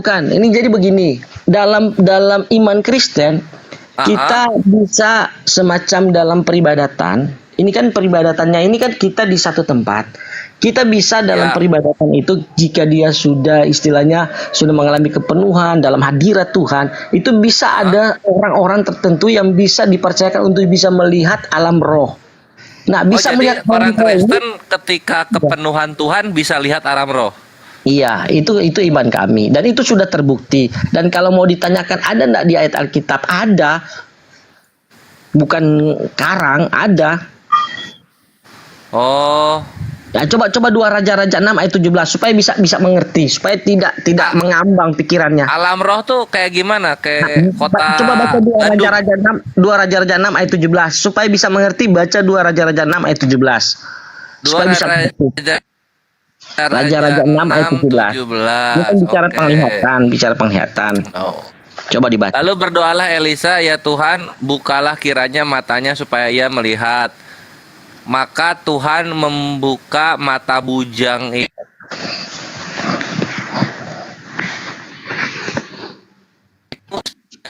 Melihat. Halo. Itu penuh dengan kuda api sekeliling Elisa. Jadi ini kuda sama kereta apinya, kuda roh sama kereta roh gitu. Itu bujangnya bukan nabi loh.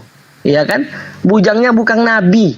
Itu di perjanjian lama. Jadi tidak selamanya harus nabi bisa melihat hal-hal gaib seperti itu. Tidak selamanya. Jadi harus bedakan. Ada hal yang rohani, ada hal yang duniawi. Ada hal yang kasat mata, ada yang tidak kasat mata. Ya seperti itulah. Jadi dalam Kristen itu roh tuh ada yang bentuknya kuda gitu ya? Bukan. Nah, ini yang lebih keliru lagi. Itu kuda berapi. Jadi gue salah. Ya, kuda berapi itu penglihatan dalam alam roh, itu suatu tentara Tuhan, malaikat. Begitu. Jadi di alam roh ada kuda dari api. Ya, malaikat tahu ndak namanya peperangan begitu kan, itu ada kereta berkuda. Nah, itu berapi. Nah, itu jadi kereta sama kudanya dari api ya, tapi bukan roh, itu api ya. Bukan roh, itu api. Gimana? Itu api, tapi itu dilihat dalam alam roh. Jadi dalam dunia roh ada api. Apinya berbentuk kuda. Apinya berbentuk. Itu kan begini. Di dalam dunia alam roh ada namanya kerajaan Allah. Ada namanya kerajaan manusia. Nah, kerajaan manusia yang bisa kita lihat dengan mata telanjang. Nah, kerajaan Allah ini tidak bisa dilihat dengan mata telanjang. Buktinya apa? Buktinya pasukan berkudanya Tuhan, malaikatnya Tuhan, itu pasukan berkuda. Itu dilihat oleh bujangnya Elisa, itu berapi. Itu artinya penuh dengan kemuliaan. Oke, I see. Jadi di alam roh ada kuda daging ya? Bukan daging. Kuda daging gimana ini? Ya kudanya berkedagingan gitu. Gimana bahasa kalian itu? Kuda lumping. Itu agak susah sih, agak susah ini. Susah ya? Iya. Gue juga pusing loh. Ya, karena kan belum. Ya silakan di googling dulu. Kan belum pernah melihat alam-alam gaib. Lah iya, itu ketika ini si bujang ini dibuka matanya ketika dia melihat kuda.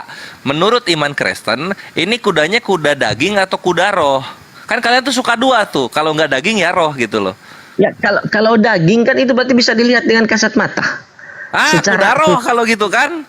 Ya, berarti kan ini hal yang bener berarti gua di awal. Di dalam alam rohnya Kristen ada roh berbentuk kuda. Bukan ada roh yang berbentuk kuda. Alam rohnya itu, ini kan tubuh kita ini kan ada yang namanya jiwa, ada yang namanya roh, ya kan? Itu kan tidak bisa dilihat dengan kasat mata. Contoh orang yang sudah meninggal, dia kan meninggalkan jasad. Tapi kan orang yang sudah meninggal ini kan kita bisa lihat wujudnya dengan alam roh, dengan dunia yang lain gitu. Nah itu kan roh berbentuk manusia tuh yang tinggal di diri kita, gitu nggak? Iya. Ini adalah roh yang berbentuk kuda kalau gitu. Ya bisa dikatakan begitulah supaya lebih jelas. Keren banget tuh. Gue tuh memang sangat memahami gitu apa yang disenangi Kristen. Jadi gitu ihwanya, di dalam kekristenan itu ada roh berbentuk kuda, ada roh berbentuk kereta. Terus apa nih setelah terbukti ada roh-roh yang banyak bentuknya varian ini, terus apa terus? Ya artinya kan di sini kan pesannya bahwa seorang Kristen itu bukan, ini kan sesuai dengan Bang Suma. Ya, silakan. Itu kalau kuda pakai berbentuk roh dikasih sadelnya jatuh nggak tuh ke tanah atau gimana? Atau sadelnya juga roh dia? Ini jadi mirip apa ya? Tahu nggak Ikhwan, mainan ini balon tiup itu? Terus dibentuk-bentuk. Nah gitu tuh. Nah, sudah nggak masuk akal ini. Itu lu nyadar itu. Makanya ketika langit terbelah itu pasti dilihat dengan kasat mata. Dan itu tuh asli gitu, langit terbelah gitu. Ya masa mau dibilang langit ada berbentuk roh? Nah kan paham ya my friend ya, my brethren, paham ya yang dimaksud Gurunda? Gitu nggak sih Gurunda? Silakan Gurunda. Akhirnya dia udah ngerti sendiri, udah nggak masuk akal. Yang diceritakan Paulus itu dan Lukas itu beda. Paulus melihat Tuhan, sementara yang kamu ceritakan itu melihat malaikat. Beda. Tuhan bisa dilihat. Namanya alam roh. Itu yang saya bilang. Kenapa kan dari awal saya bilang ini hal yang bisa dipahami dengan hal-hal yang rohani. Ya. Tadi kan menurut saudara Tuhan itu bisa dilihat. Hal-hal yang dicampur, rohani dicampur dengan daging. Yesus mengatakan Tuhan tidak bisa dilihat. Iya, Musa juga tidak bisa dilihat. Nah ini Lukas dan Paulus melihat Tuhan secara alam roh. Ngomong secara apa? Ya itu kan kalian pasti tidak akan bisa percaya. Kalian memang kami tidak percaya karena Tuhan itu tidak bisa dilihat. Iya, kalau secara alam roh bisa. Itu buktinya Bagaimana ceritanya di alam roh Tuhan bisa dilihat? Kemana ceritanya? Kamu harus dikaruniakan. Apa pula? Kamu harus dikaruniakan oleh Roh Kudus. Nah, apa lagi itu? Dengan karunia ada 9 karunia Roh Kudus. Apa lagi itu Roh Kudus? Apa itu Roh Kudus? Roh Kudus itu tidak bekerja begitu. Roh Kudus itu tugasnya menyampaikan firman, bukan masuk ke dalam otak orang supaya berhalusinasi. Roh Kudus itu tugasnya menyampaikan firman. Yohanes 16 Anda baca di data 13-nya. Roh Kudus itu tugasnya menyampaikan firman, bukan berkata-kata dari dirinya sendiri. Anda kan tidak alami, jadi pasti baru. Yang Anda ajarkan itu ajaran roh-roh.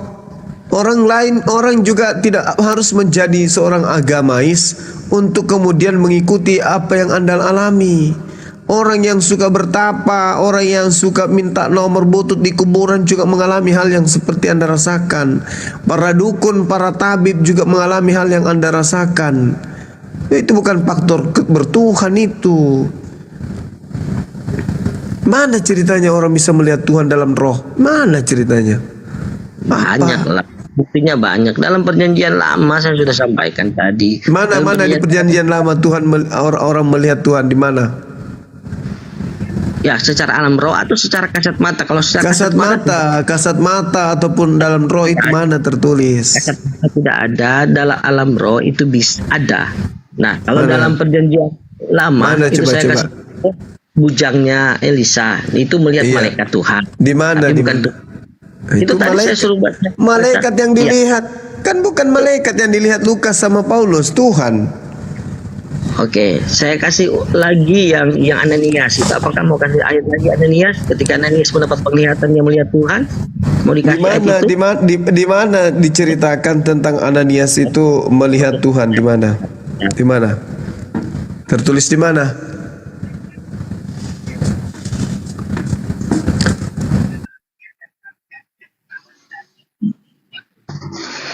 Kebanyakan halusinasi. Hamba Tuhan. Mimpi. Di mana tertulis? Ya, kisah 9 ayat 10. Dibaca. Kisah 9 data 10 itu tidak sedang melihat Tuhan. Coba dibaca. Oke, kita baca ya. Kisah 9 kan rentetan cerita tentang Paulus kemudian berhalusinasi bertemu dengan Yesus kan. Siapakah engkau Tuhan? Akulah Yesus yang kau aniaya. Itu kan maksudnya. Kisah 9 ayat 10. Kisah 9 ayat 10. Salah baca. Keren Gurunda. Nggak tahu apa yang datang tiba-tiba dia nyaut siapakah engkau ya Tuhan? Iya, itu dia. Tidak ada Tuhan di situ. Kurios di situ, kurios. Kurios di situ. Dia udah ngomong siapakah engkau Tuhan? Seorang murid Tuhan bernama Ananias. Firman Tuhan kepadanya. Ini sebenarnya kalau Anda melihat di dalam di dalam original teksnya itu bukan Tuhan, kurios di situ. Dan firman di situ dikatakan sebagai apa? Epo, perkataan. Oke? Jadi perkataan Tuhan. Penglihatan Ananias, jawabnya, ini aku Tuhan, ini aku Tuhan. Kurios. Bukan Allah, bukan Theos. Jadi ini yang dilihat oleh Ananias ini bukan Tuhan, tetapi Tuhan. Siapa yang dilihat ini? Yesus yang dilihat, bukan Bapa. Paulus itu si Ananias ini melihat Yesus.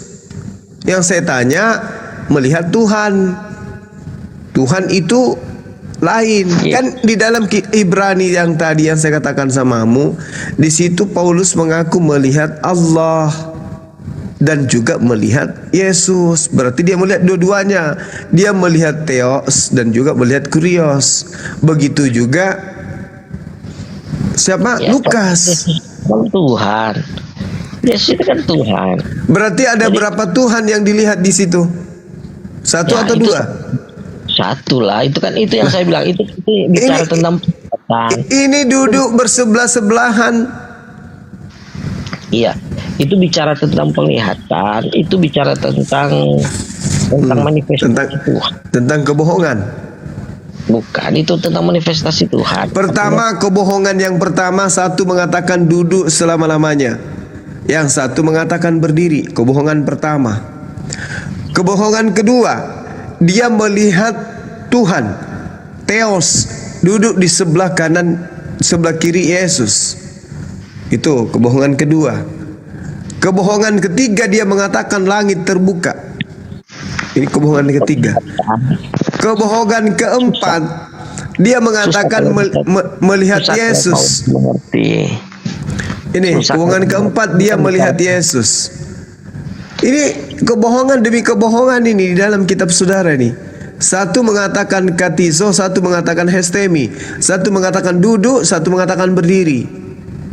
Kalau Anda mengatakan bahwasanya itu yang satunya setelah berdiri duduk, ini dia katakan selama-lamanya loh. Deinekes, artinya kejadian itu, keadaan itu selama-lamanya dia lakukan. Ya, Lalu kalau anda memaksakan bahwa kami bermujizat, kami bisa beginilah, berarti Anda termasuk golongan orang-orang yang akan diusir oleh Yesus. Ya, Matius 7:21 maksudnya. Iya, betul. Dari buahnya lah kan. Kita bilang kan dari buahnya. Nabi-nabi palsu itu bisa ketahuan dari buah. Kita lihat dari buahnya. Ada tidak nabi-nabi mengajarkan menyembah kepada sesamanya manusia? Nabi palsu pasti mengajarkan menyembah kepada manusia. Sekarang saya tanya, ada tidak nabi-nabi mengajarkan menyembah kepada manusia? Ada tidak? Yesus itu Tuhan. Inilah buahnya. Buahnya ini yang Anda sedang praktekkan, mengajarkan menyembah kepada manusia. Dari buahnya kamu mengenal Dia. Pengakuan perkataan itu adalah perkataan Yesus kepada muridnya Bani Israel, bukan kepada Romawi Yunani. Sementara Anda mengimani Yesus sebagai Tuhan itu dari ajaran Romawi. Yesus kan, ya Yesus Tuhan, karena kan memang sudah dibuatkan dalam perjanjian lama dan perjanjian di mana orang Yahudi di mana mengimani perjanjian lama Tuhannya akan datang menjadi manusia di mana? Itu yang juru selamat itu siapa? Juru selamat itu adalah Tuhan pencipta langit dan bumi. Ya, ketika dihubungkan dengan Matius akan lahir bagimu, siapa itu? Juru selamat sebagai utusan, bukan duta, bukan utusan, tetapi aku sendirilah. Makanya di dalam Kisah Para Rasul 2 nomor 22, Yesus itu ditentukan oleh Tuhan sebagai perantara untuk Tuhan melakukan mujizat-mujizat melalui perantaraan Yesus. Yesus itu cuman alat, bukan Dia yang menyelamatkan. Aku tidak dapat berbuat apa-apa dari diriku sendiri. Apa yang aku lakukan adalah apa yang diperintahkan oleh Bapa. Makananku adalah melakukan pekerjaan yang diperintahkan oleh Allah Bapa. Itu beda. Konteksnya itu Yesus datang bukan untuk supaya orang tahu Dia Tuhan, bukan. Jadi konteksnya Dia menyatakan. Jadi yang mengajarkan bahwa Yesus itu Tuhan siapa?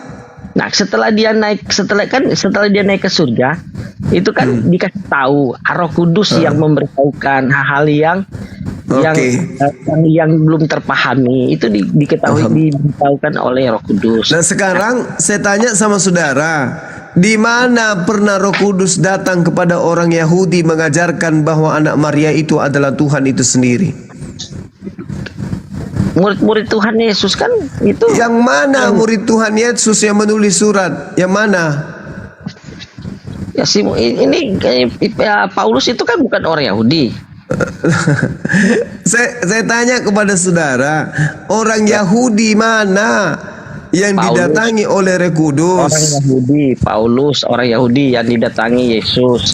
Terus kenapa surat Paulus kenapa surat-surat Paulus dituliskan bukan untuk orang Yahudi? Kenapa? Kenapa Paulus tidak mengaku diutus kepada orang Yahudi? Kenapa? Karena dia untuk bangsa-bangsa lain. Karena kan panggilannya beda-beda. Lah, Yesus sendiri mengaku diutus hanya untuk domba yang hilang dari umat Israel. Ya, itu waktu dia datang pertama. Dia datang pertama kan itu untuk orang Israel. Tapi apa yang terjadi? Israel menolak dia. Akhirnya kan dia datang kepada orang-orang yang lain. Di mana dalilnya? Di mana dalilnya aku diutus untuk orang di luar Yahudi? Di mana dalilnya? Ya, jadi begini, kayak saya kasih pengertian. Yesus itu datang untuk orang Israel tadinya. Yes. Nah, ketika orang Israel tidak mempercayai dia, maka kasih karunia itu juga berlaku kepada orang yang lain. Mana dalilnya dari Yesus, pengakuannya mana? Jangan asumsi Anda. Kasih ayat ya, tunggu sebentar. Ya, silakan.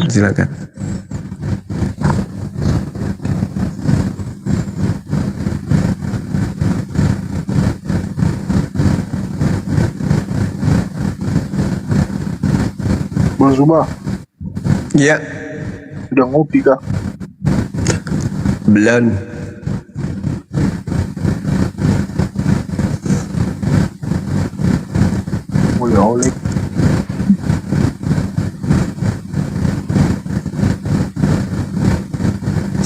dari pihak rumah sakit.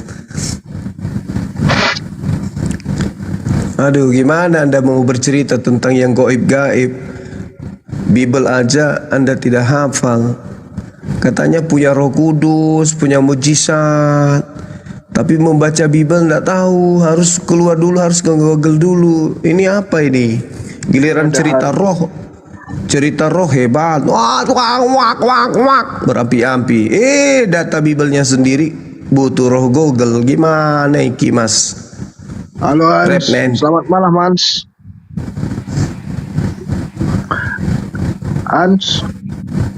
Hans apa ini? Adakah orangnya? Halo, selamat malam. Ya, malam. Bagaimana tuh Hans? Temanmu itu semua asumsi semua yang dia bilang. Apa itu Mas? Datang-datang. Ini Bang Handi bisa bermujizat Bang Handi. Lihat Tuhan, lihat malaikat. Tapi lihat Bible harus pakai Google. Mana ini Bang Handi? Tahu tuh. Mestinya kalau masalah Bible mah tinggal pakai supranatural aja udah. Iya.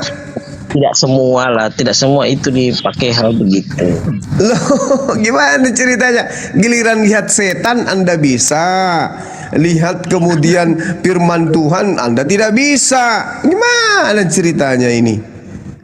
Beda lah, ini kan Alkitab itu begitu banyak. Loh.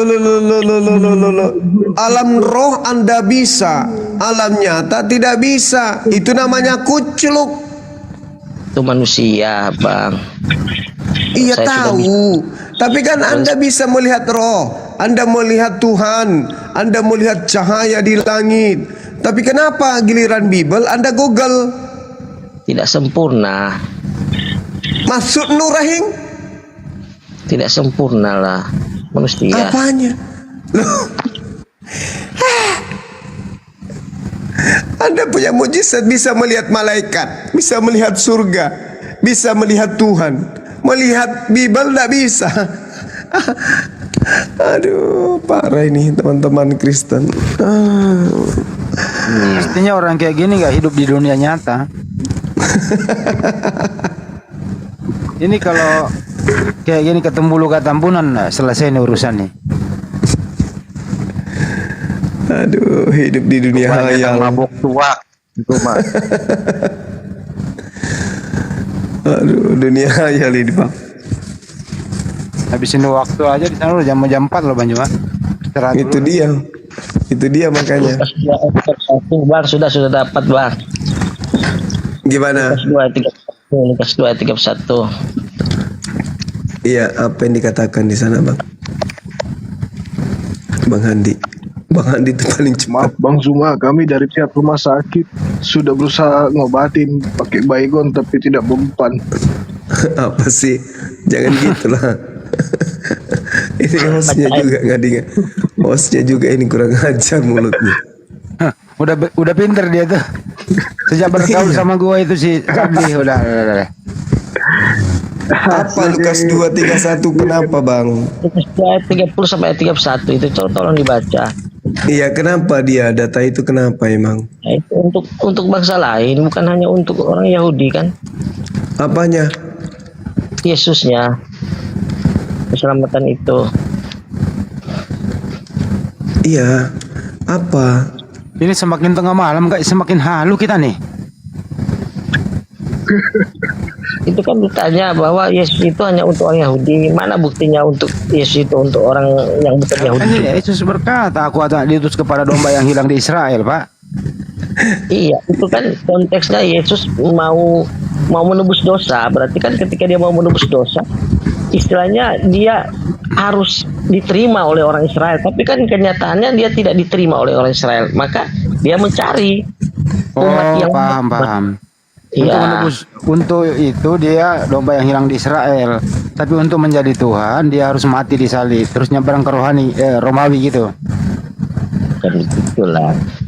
Jadi begini, dia kan datang untuk orang Israel, tetapi milik kepunyaannya itu menolak.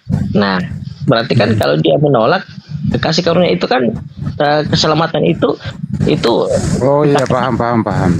Ditolak sama Yahudi, ya pergi ke Yunani gitu. bukan Yunani lah, kepada bangsa-bangsa lain, bukan cuma Yunani. Yunani dulu Pak, ke Antioquia dulu Pak, dibawa Paulus balik ke Indonesia gitu Pak. Ya, artinya kalau Yunani kan hanya satu bangsa, ini kan untuk ke semua bangsa. Dari mana Pak? Ya? Dari mana semua bangsa Pak? Mau cari ayatnya? Berarti Yesus nggak konsisten dong Pak?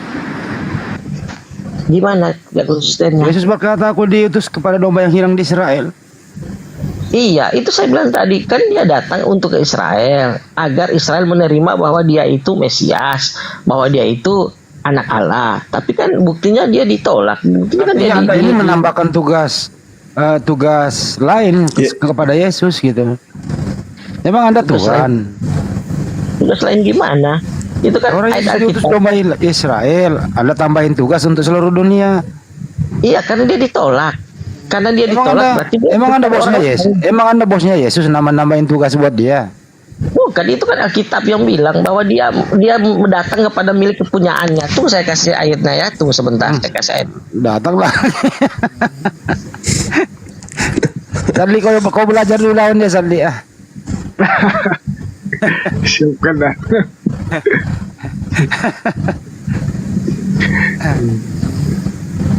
Ada 1 ayat 11. Saya cuma pakai HP ini.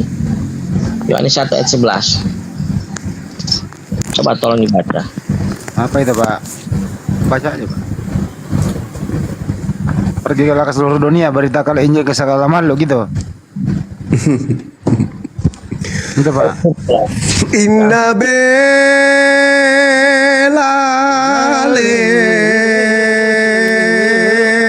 baco matin rono baco batula SE. Allah, aduh saudaraku ini. Baca silakan apa? Saya tidak bisa, saya cuma pakai HP, satu HP ini. Tapi kan Anda bisa bermujizat. Enggak begitulah. Loh, surga Anda bisa lihat, Tuhan Anda bisa lihat, Bible Anda buta. Nah, itu manusia, wajar lah. Lo. Inna belale.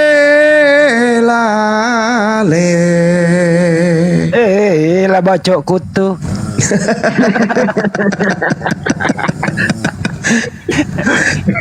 Allahu Akbar. Anda terlalu tinggi, bisa melihat Tuhan, bisa melihat surga, bisa melihat malaikat. Melihat Bible Anda nggak bisa. Ya manusia lah. Tidak bisa semua. Kalau sudah bisa semua sudah Tuhan. Saudara melihat malaikat bisa, melihat Bible yang nyata di depan Anda tenteng setiap hari, Anda tak bisa lihat. Ya kalau saya lihat ini pasti saya tidak bisa bercakap ini. Loh, Anda kan penglihatan batin kan katanya, bisa melihat Tuhan dengan batin. Kenapa Anda tidak melihat isi Bible dengan batin? Tidak selamanya begitulah, Bang. Loh, Tuhan aja Anda bisa lihat, apalagi yang lain. Konteksnya beda. Inna belale. Lah bacok kutu. Mbak De, assalamualaikum Mbak De. Hai. Oh, ada Mbak De. Assalamualaikum Mbak De. Ada. Belum tidur Mbak De. Makan namanya makan. Anaknya. Sunyi kurasa. Mamanya anak-anak datang sini. Apa ini? Kayaknya sudah 3 lemari dibongkar lihat ayat Bible. Begini aja Pak, bro, dengarkan baik-baik ya. Lebih baik memperbanyak kehidupan nyata, pelajari Bible secara fisiknya saja, hilangkan dulu supranatural yang tidak masuk akal itu. Kayak gitu. Luga Tambunan, lama-lama jadi nabi saudaraku ini. Kayak Luga Tambunan ngaku nabi juga. Kehidupan nyata itu memang pahit, tapi dia menjadi manis kalau ditambah gula Pak. Begitu ya. Iya. Ini udah bahasa tinggi loh buat Tatang Sutarman halaman 22 nih. Ya. Mantap. Apa gula manis? Ngopi bang. Tadi saya pikir Pak hamba Tuhan itu akademik dikit gitu loh. Pak, kalau diskusi jangan terlalu halu lah Pak. Nggak enak didengar loh. Ya pantas lah kalau saya mau diskusi kan dengan iman saya, percaya saya dengan apa yang saya alami. Kan kalian nggak bisa alami. Jadi kan Ya sekarang kenapa kalau misalnya Anda betul bisa mengalami seperti itu, kenapa Anda tidak tahu Bible? semua kan seizin Tuhan. Nah kalau saya diberi izin untuk melihat tanpa melihat langsung, malam ya ini nggak diizinkan Tuhan Pak Juma. semua hal kan atas izin Allah. Wis. Iya kan? Hari ini Anda bisa melihat malaikat hari ini. Nah ini kan dalam keadaan apa dulu? Kan ini saya bilang kan dalam keadaan kita. Itu aja. Ujiannya gini ada Bang Juma. Anda bisa melihat Bang Juma sekarang lagi pakai baju warna apa? Nggak seperti itulah. Muridnya Luga ini. Anda dari sekte Sakaraba Laba-Raba itu ya? Halo bang, dengar tidak suaraku bang? Sepertinya Pak ini Pak hamba Tuhan ini apa ya? Terafiliasi dengan Andi Simon ya Pak ya? Dengar suaraku enggak bang? Ya siapa bang? Bang Nia Mongko. Kenapa bang? Selamat malam bang. Ya selamat malam. Udah pagi bang, udah subuh bang. Panggil nggak ada jawab, saya kira tidak dengar suaraku bang. Di sini ada teman kita punya mukjizat. Anda tidak bersuara dalam hati pun mereka tahu, dia tahu. Anda berkata dalam hati, teman kita ini tahu apa yang Anda katakan. Jangan-jangan Bukan bisa begitu. ini Pak Coba, bisa kasih 4 angka. Pasang besok gitu. Boleh tahu bang, ini tentang apa tadi bang? Gimana? Kalau boleh tahu ini diskusi tentang apa tadi? Ini ada teman kita bisa melihat Tuhan, bisa melihat langit terbelah, bisa melihat malaikat. Tidak, pada intinya saja. Ya itu dia. Katanya orang Kristen kalau sudah dikasih Roh Kudus bisa melihat penglihatan malaikat, bisa dilihat surga. Kayak gitu.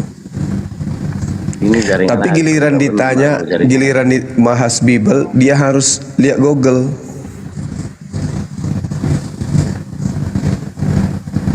Gini aja deh, coba Pak hamba Tuhan kita ke dunia nyata dulu ya Pak ya. Dengarkan kata-kata saya. Tarik napas, buang napas, kembali ke alam sadar Anda Pak. 1, 2, 3, tak. Ya oke. Sudah sadar Bang Juma? Sialan. Iya. Iya. Sudah sadar dia nih. Menurut Anda, Yesus itu Tuhan apa utusan Pak? Itu Tuhan. Utusan. Sadar dia Bang Juma. Baru siuman dia. Baru siuman. Siapa yang bilang utusan? Baru. Ya bang. Allahu Apa tuh? Gimana? Masya Allah, syukur. Saya kembali ke alam sadar loh Pak. Nanti saya kembalikan lagi ke alam tadi loh. Hati-hati Pak. Saya bisa loh ya. Bener Pak. Apa saya kembalikan ke alam tadi? Mau? Cek. Bisa kembalikan ke alam sadar kok. Ya. Sekarang ke alam sadar ya Pak. Dunia nyata. Ke dunia nyata Pak hamba Tuhan. Yesus itu Tuhan apa utusan Pak? Sudah dari tadi saya katakan Yesus itu Tuhan. Oke, baik. Ya. Yang mati di salib Tuhan atau manusia Pak? Ya itu manusianya Yesus.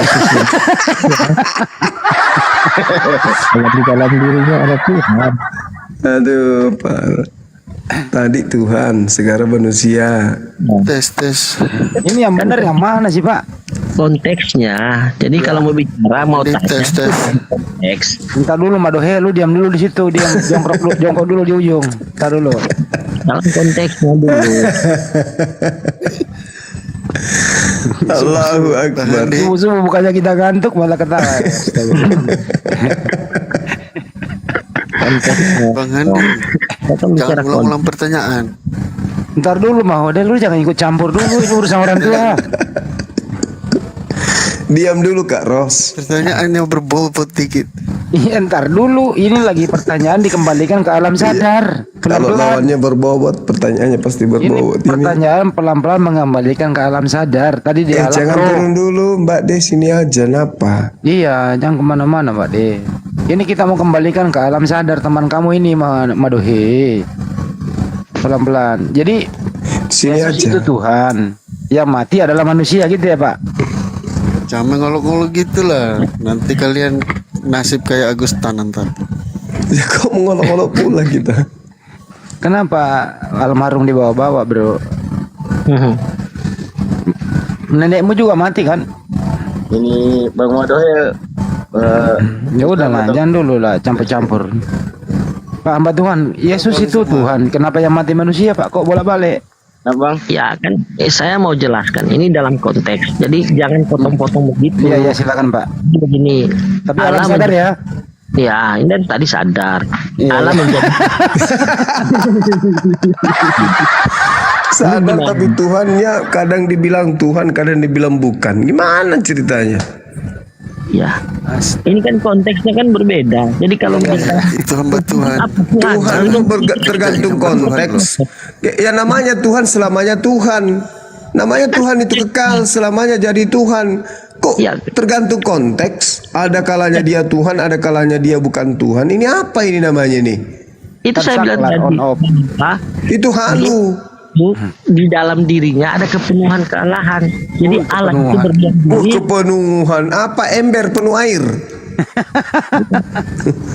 Ini kan susah juga ini kalau mau di. Ya udahlah. Istilah kepenuhan Tuhan itu apa? Emang Tuhan itu takaran beras apa? Kepenuhan Tuhan maksudnya ada manusia kesurupan Tuhan gitu. Ya susah juga. Ada pendukung dia, ada pendukung dia.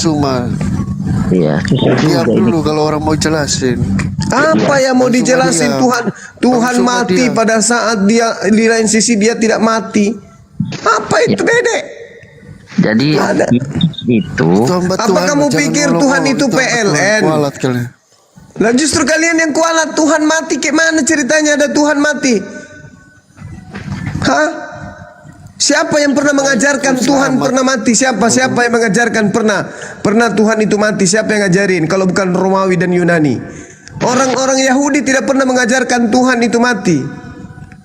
Dalam konteks apa ini? Selamat. Tidak ada konteks-konteksan kalau Tuhan itu tidak masuk dalam dimensi makhluk. Apaan sih? Kan saya mau jelaskan kenapa Yesus mati. Karena kan kealahan. Ya karena dia bukan Tuhan. Dia Yesus mati karena dia bukan Tuhan. Bisa bayangkan. Ngapain sih mau bayangkan? Coba dengar dulu. Yesus itu Bang Suma mau diskusi apa? Darahnya ini sudah diskusi Madore Gimpe, ini udah diskusi. Parah ini orang. Yang kamu maksud diskusi itu apa? Gimana ini satu ngomong. Ya udah coba Pak hamba Tuhan. Kenapa Yesus itu manusia, dia juga Tuhan, dia manusia bolak-balik gitu kenapa? Saya jelaskan, jangan dipotong. Saya jelaskan. Iya. Allah itu kenapa ke Allah urusan Yesus ini kok kebawa ke Allah gitu loh? Ini kan mau diurut kan mau diurut. Mabuk orang ini mabuk. Dan ini kan mau ceritain supaya kalian bisa paham. Kenapa Allah dibawa-bawa? Allah itu bukan makhluk. Theos mungkin menurut Anda Theos atau Yahweh. Orang mau jelasin tidak mau dengar. Parah. Salah, harus diluruskan itu, Gimpe. Harus diluruskan. Benar. Ya udah jelasin aja kenapa Yesus itu Tuhan, dia juga manusia, dia Tuhan ya manusia. Kenapa? Kenapa kalian mau tanyakan? Terus ketika kami mau jawab, kalian tidak mau izinkan. Ya udah jawab. Tapi jangan sebut-sebut yang bukan Yesus. Ya silakan. Ya, jadi Allah itu dia Kenapa ada. Allah? Kenapa Allah? Di mana itu Allah? Parah Bang Suba ini. Allah ini apa itu apa Allah? Allah itu apa? Jelaskan dari awal supaya kalian Anda berbicara Allah itu apa Allah? Allah bum bum bum bum Allah dende ai dende. Mau cari Allah tahu itu apa Allah? Bapak mungkin atau Theos atau Yahweh bilang aja Yahweh menjadi manusia. Kok Allah jadi manusia? Allah kan supaya bisa dikenal, supaya kan lebih gampang dicerna. Enggak, susah itu Tuhannya umat Islam itu yang Anda maksud. Anda menghujat itu namanya. Kenapa Anda tidak mau menyebut Tuhan Anda dalam bahasa Yunani? Kenapa? Ya karena kan sudah diterjemahkan, kan tidak masalah. Penyesat. Katanya ada mujizat. Nama Tuhan yang di surga itu siapa? Bang Suma ini pertanyaan mau cari tahu atau mau apa nih? Orang mau jelasin nggak mau denger. Mau menyadarkan kalian, Tuhan yang kalian lihat di surga itu namanya siapa? Ini bukan Yesus. Ini bukan Yesus katanya. Terus kenapa bawa-bawa Allah? Ini Itu bukan Yesus kenapa, Bang? Bang Hendi aja enak diskusinya. Bang Iya. Suma ngerocos terus. Kenapa bawa-bawa Allah? Ini bukan diskusi, justru ini murid sama guru ini.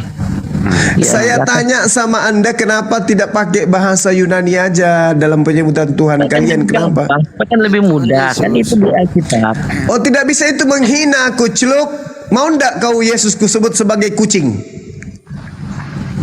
Parah Bang Suma ini. Itu Gini aja ya. Gini Pak hamba Tuhan. Jangan sebut yang lain. Anda mengatakan tadi Yesus itu manusia, dia juga Tuhan. Yesus saja yang nggak usah sebut yang lain. Silakan. Kenapa? Gimana saya mau jelaskan ceritanya ini? Kalau kamu mau minta di pertengahan, kan ini harus lebih jelas dari awal. Coba dari awal. Jadi Tuhan, Allah, Yahweh, Elohim, ya. Nah satu aja, Yahweh aja. Jangan kau bawa Tuhan umat Islam. Nanti ku cakar mulutmu. Bilang aja Yahweh. Menjadi manusia, yaitu Yesus, ya kan? Ya, firman-Nya adalah firman menjadi manusia, kan? Ya, jadi Yesus ini di dalam dirinya itu ada Yahweh. Nah, gitu dong. Ketika dia melakukan memikul salib, itu kan dia sudah disiksa, dicambuk. Kalau secara manusia pasti dia sudah mati di tengah jalan. Karena dia mendapat penghinaan. Baru juga kan sudah darah yang tertumpah, darah yang keluar, ada periksaan yang terbiasa. Dramatis sekali ini ceritanya, dramatis. Iya, kan mesti dijelaskan. Jadi ketika Yahweh itu keluar dalam diri Yesus, di situ dikatakan lama sabaktani. Tapi kenapa masih hidup dia bicara? Ya, udah keluar Yahweh, kenapa masih bicara? Iya kan, karena kan sedangkan kalau dia sudah keluar kan masih ada beberapa cadangan. Kan ini kan ceritanya kan ini kenapa dia masih tetap bertahan karena Yahweh itu masih ada di dalam diri dia. Oh, katanya udah keluar. Iya kan tadi ini saya mau jelaskan. Jadi setelah sudah jelasin dia. Tolong jangan dipotong lah. Gimana ini? Enak kan kalau kau sebut Yahweh kan enak. Saya nggak bicara karena itu urusan Anda. Tapi kalau cerita Allah saya pasti ngomong. Ya lanjut. Yahweh keluar dari tubuh manusia. Terus ngapain dia? Yahweh keluar. Itu kan ada kata yang keluar dari Yesus. Bapak-bapak dengan tertati-tati dia berkata, bapak-bapak mengapa engkau meninggalkan aku? Elo lama petani. Nah, itu seketika itu langsung meninggal. Nah, itu bukti. Jadi kalau Anda tanya siapa Yesus itu apa, manusia atau Tuhan? Saya katakan Yesus itu Tuhan. Karena di dalam dirinya dia itu ada Yahweh. Pintar dia. Setelah Yahweh keluar, ya baru dia meninggal. Begitu. Jadi kalau mau ditanya kenapa Yahweh mati, kenapa Tuhan mati?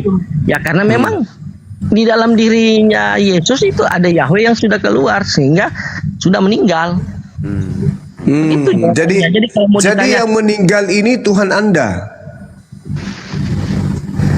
Ini kalau mau dikatakan Tuhan, ini mesti dipisahkan dulu. Karena begini. Karena kalau ini kan jebakan. Jadi kalau saya bilang oh yang meninggal itu Tuhan, ya pasti kan dia bilang. Kalau supaya saudara tidak dijebak, Anda jawab apa? Yesus ini mati apa supaya Anda merasa terjebak? Ya mati ini Tuhan atau bukan Tuhan? Yang mati ini kan wujud manusianya yang mati. Tapi iya kan tahu. Kan keluar. Tapi kalau Anda lihat di dalam Efesus 2, Filipi 2 nomor 7, Tuhan yang mengambil rupa manusia mengosongkan diri menjadi sama seperti manusia. Berarti yang mati itu adalah Tuhan yang mengosongkan diri sama seperti manusia. Berarti yang mati adalah Tuhan dan manusia. Betul? Ya, dibolak balik sama Bang Suma. Coba baca Efesus 3 ayat 19. Coba tolong baca Efesus 3 ayat 19. Tunggu. Efesus 2 dulu. Filipi 2 dulu. Filipi 2 nomor 7 nomor 8. Dia telah mengosongkan diri menjadi sama seperti manusia. Iya. Nah, dan dia sampai mati. Sekarang yang tunggu. Yang setara dengan manusia ini Yahweh, betul? Gimana? Loh, yang datang mengosongkan diri mengambil rupa hamba itu Yahweh atau bukan? Ya itu tadi Yahweh yang menjadi manusia.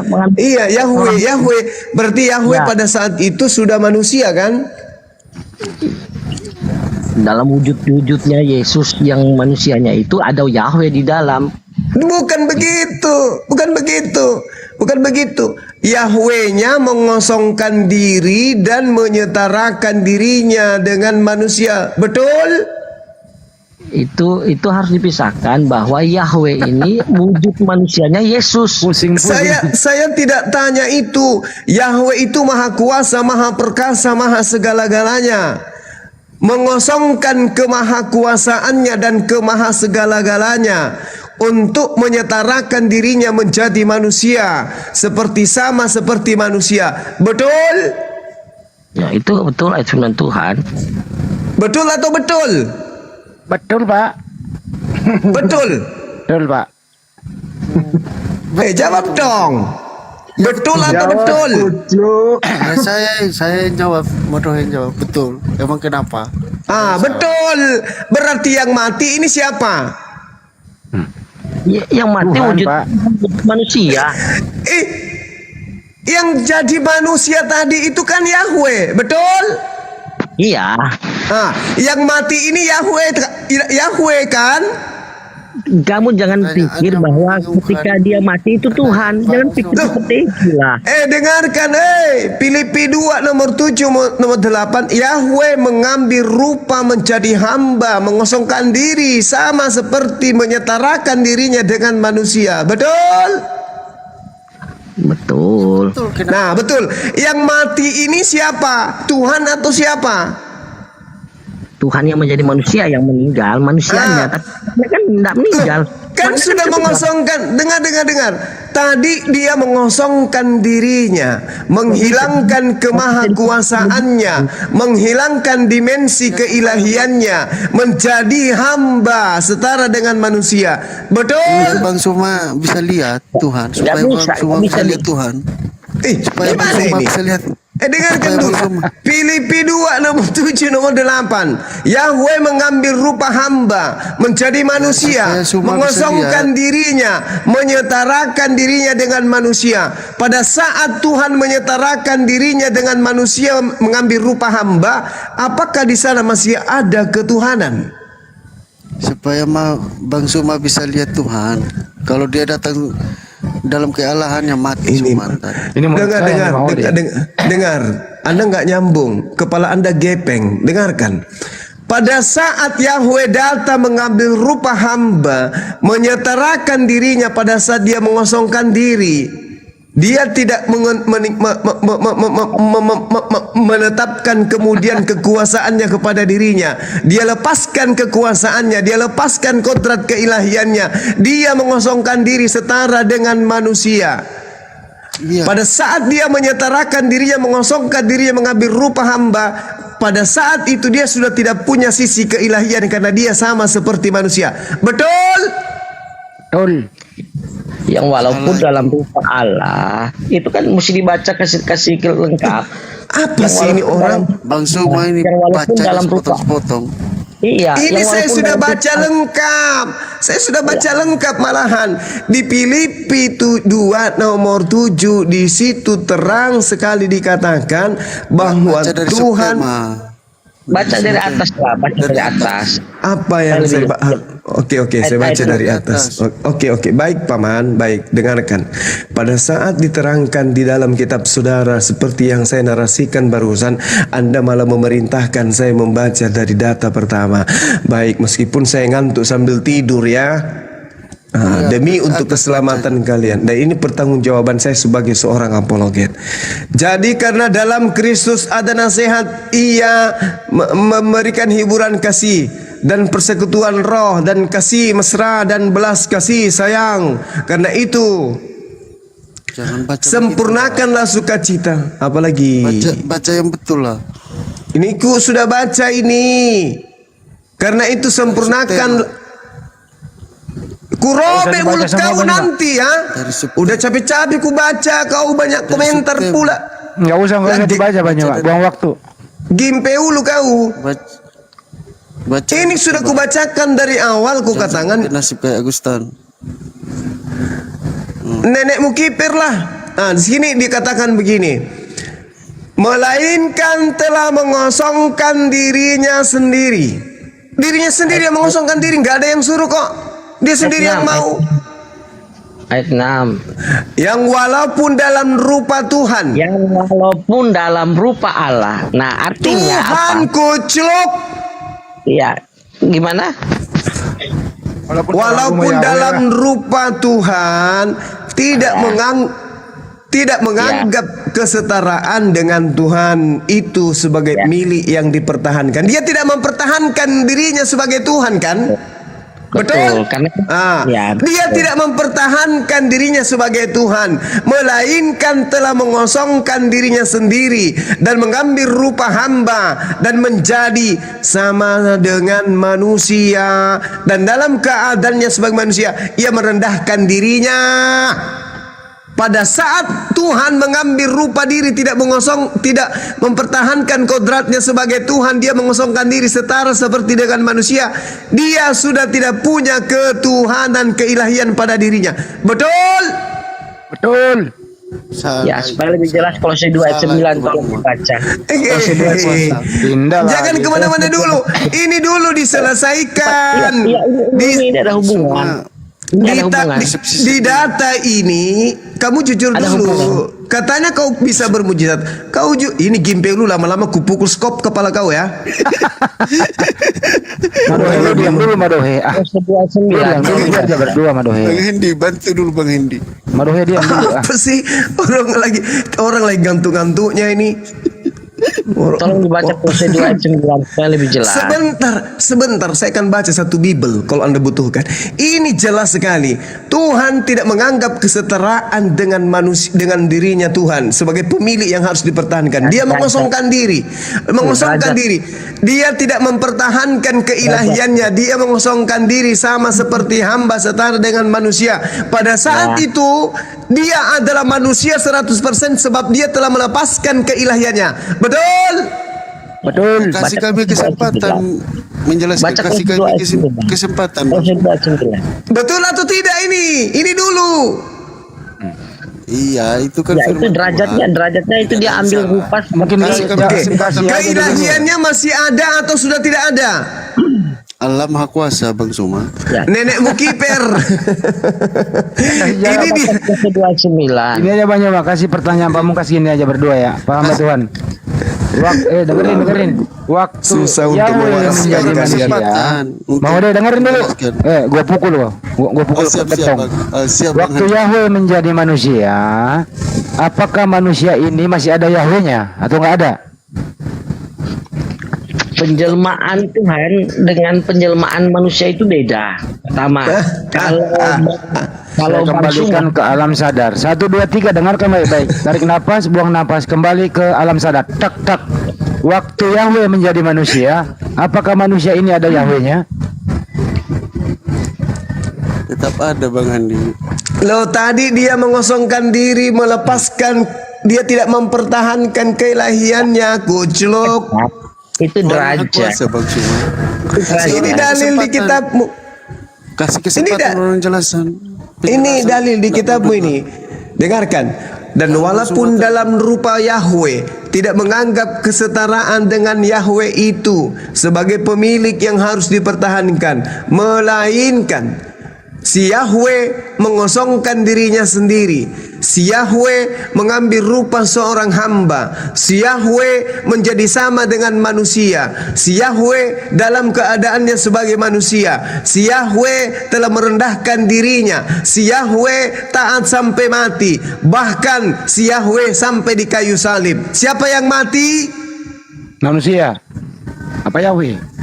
Manusianya. Yang mati Yesus yang manusia. Kucluk. Memang kalian penyesat antikristus yang akan dilemparkan di dalam api neraka. Itulah kalian. Bang Suma, sudah dibantu pun. Salah baca ya. Kasih kami kesempatan lah. Yesus bukan Yahweh. Kasih kami kesempatan untuk jelasin lah. Sebelum menjadi manusia, dia Yahweh atau dia setan? Sebelum dia menjadi manusia, dia Yahweh atau setan? Ya sebelum dia jadi Yahweh lah sebelum. Nah Yahweh, ini ya. Sudah kubantu samamu, dengarkan. Yang walaupun dalam rupa Yahweh tidak menganggap kesetaraan dengan Yahweh itu sebagai milik Yahweh yang harus dipertahankan, melainkan si Yahweh mengosongkan dirinya sendiri. Alalah. Dan si Yahweh mengambil rupa seorang hamba. Dan si Yahweh menjadi sama dengan manusia. Dan dalam keadaannya sebagai manusia, si Yahweh telah merendahkan dirinya. Dan si Yahweh taat sampai dia mati. Bahkan sampai di kayu salib, si Yahweh itu tetap Yesus bukan Yahweh. Tolong dibaca baik-baik. La haula wala quwata illa billah. Yang menjadi rupa manusia itu si Yahweh atau siapa? Mati. Itu Yahweh, kesempatan untuk jelasin. Yahweh menjadi Yesus dalam wujud manusia. Nah, pada saat Yahweh dalam wujud manusia, apakah dia mengosongkan diri?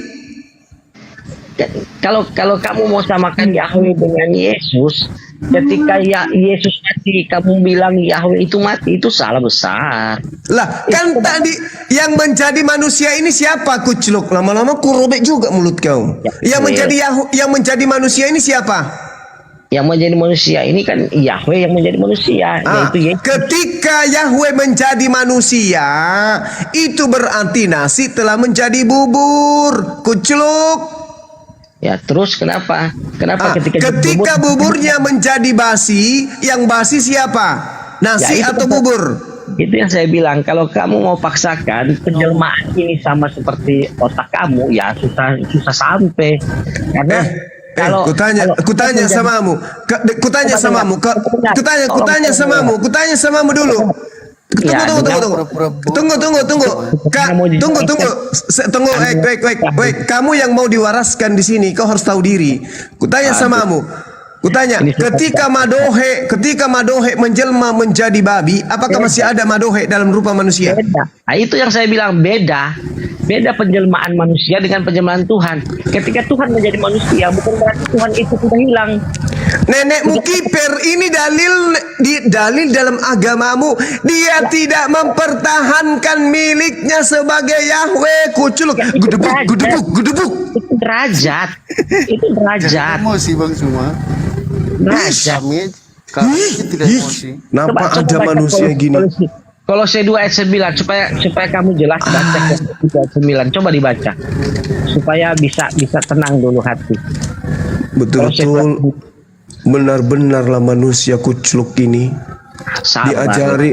Diajarin untuk waras malah semakin gila. Kolose 2 ayat 9 tidak mau waras. Apa? Kolose 2 ayat 9 coba dibaca lah, tolong dibaca. Sebab dalam dialah berdiam secara jasmania seluruh kepenuhan keilahian. Memang sudah betul itu. Sudah benar kan? Justru ini membantu bahwa keilahian itu sudah berdiam di dalam diri manusia sehingga tidak ada lagi keilahiannya, kucluk. Jadi keilahiannya itu berdiam dalam kejasmaniannya Yesus. Yes, maka ketika jasmani itu wafat meninggal dunia, maka semuanya ikut meninggal. Beda. Kenapa bisa beda? Kenapa bisa beda? Kenapa bisa beda? Kenapa bisa beda? Kenapa bisa beda? Kenapa bisa beda? Kenapa bisa beda? Kenapa? Allah tidak bisa mati. Karena Nenekmu kiper, keilahiannya yang tidak bisa mati itu sudah ditinggalkan, tidak dipertahankan. Semuanya sudah menjadi manusia, koclok.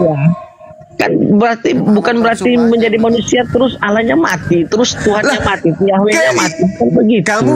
Kamu bawa dalil, dengarkan. Hati-hatilah supaya jangan ada yang menawan kamu dengan filsafatnya yang kosong dan palsu menurut ajaran turun-temurun oleh roh-roh dunia tetapi tidak menurut Kristus.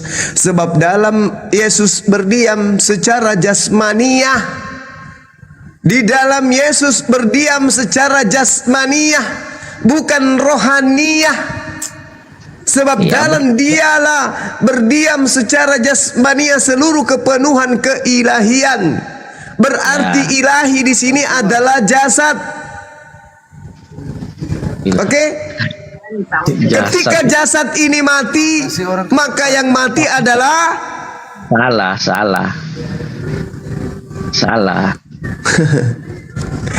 lah Bang. Makanya saran saya gini, Al-Quran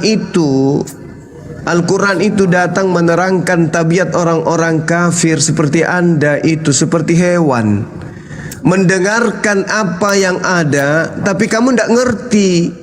Ini sudah jelas-jelas dibacakan. Filipi 2 nomor 6, nomor 7, nomor 8. Kamu nyebrang lagi ke Kolose 2 nomor 9. Saya bantu dari nomor 8. Bahkan kalau sampai nomor 10 pun bisa ku bantu samamu. Jelas-jelas di sana pencipta langit dan bumi yang kau sebut Yahweh tidak mempertahankan kodratnya sebagai Yahweh, melainkan mengosongkan dirinya menjadi sama seperti manusia, merendahkan dirinya menjadi sama seperti manusia. Keilahian yang memenuhi jasmani kemanusiaan.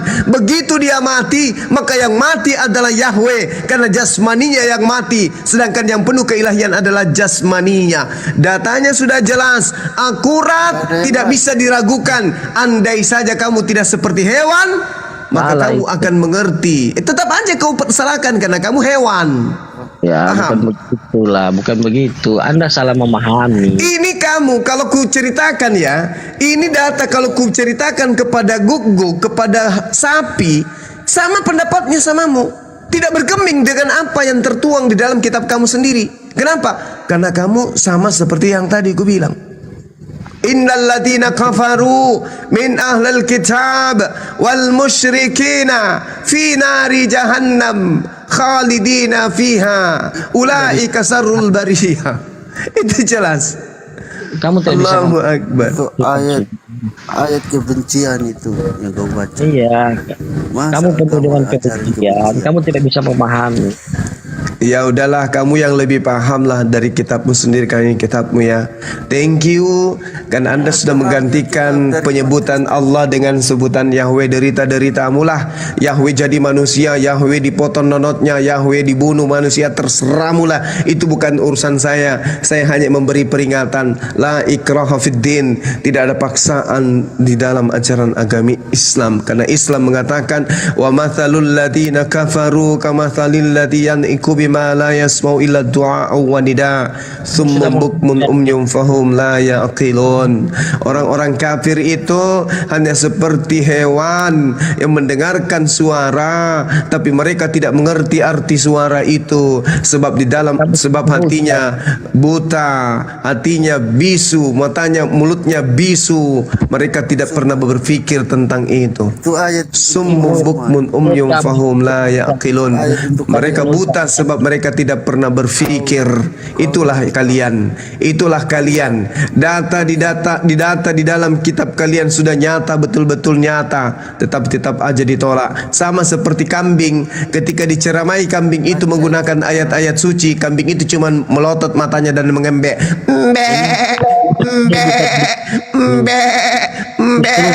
Ketika ditanya, apakah kau sudah mengerti? Itulah kalian. Ini Al-Quran menarasikan, dan hari ini kita buktikan kebenaran Al-Quran itu sendiri. Ini bukan diskusi. Ya, ini bukan diskusi. Apa kalau bukan diskusi? Ini apa? Karena tidak bersesuaian dengan dalil kitabmu, kau katakan bukan diskusi. Kamu yang salah memahami, Bang Kok Sumar. saya yang salah atau Anda yang salah?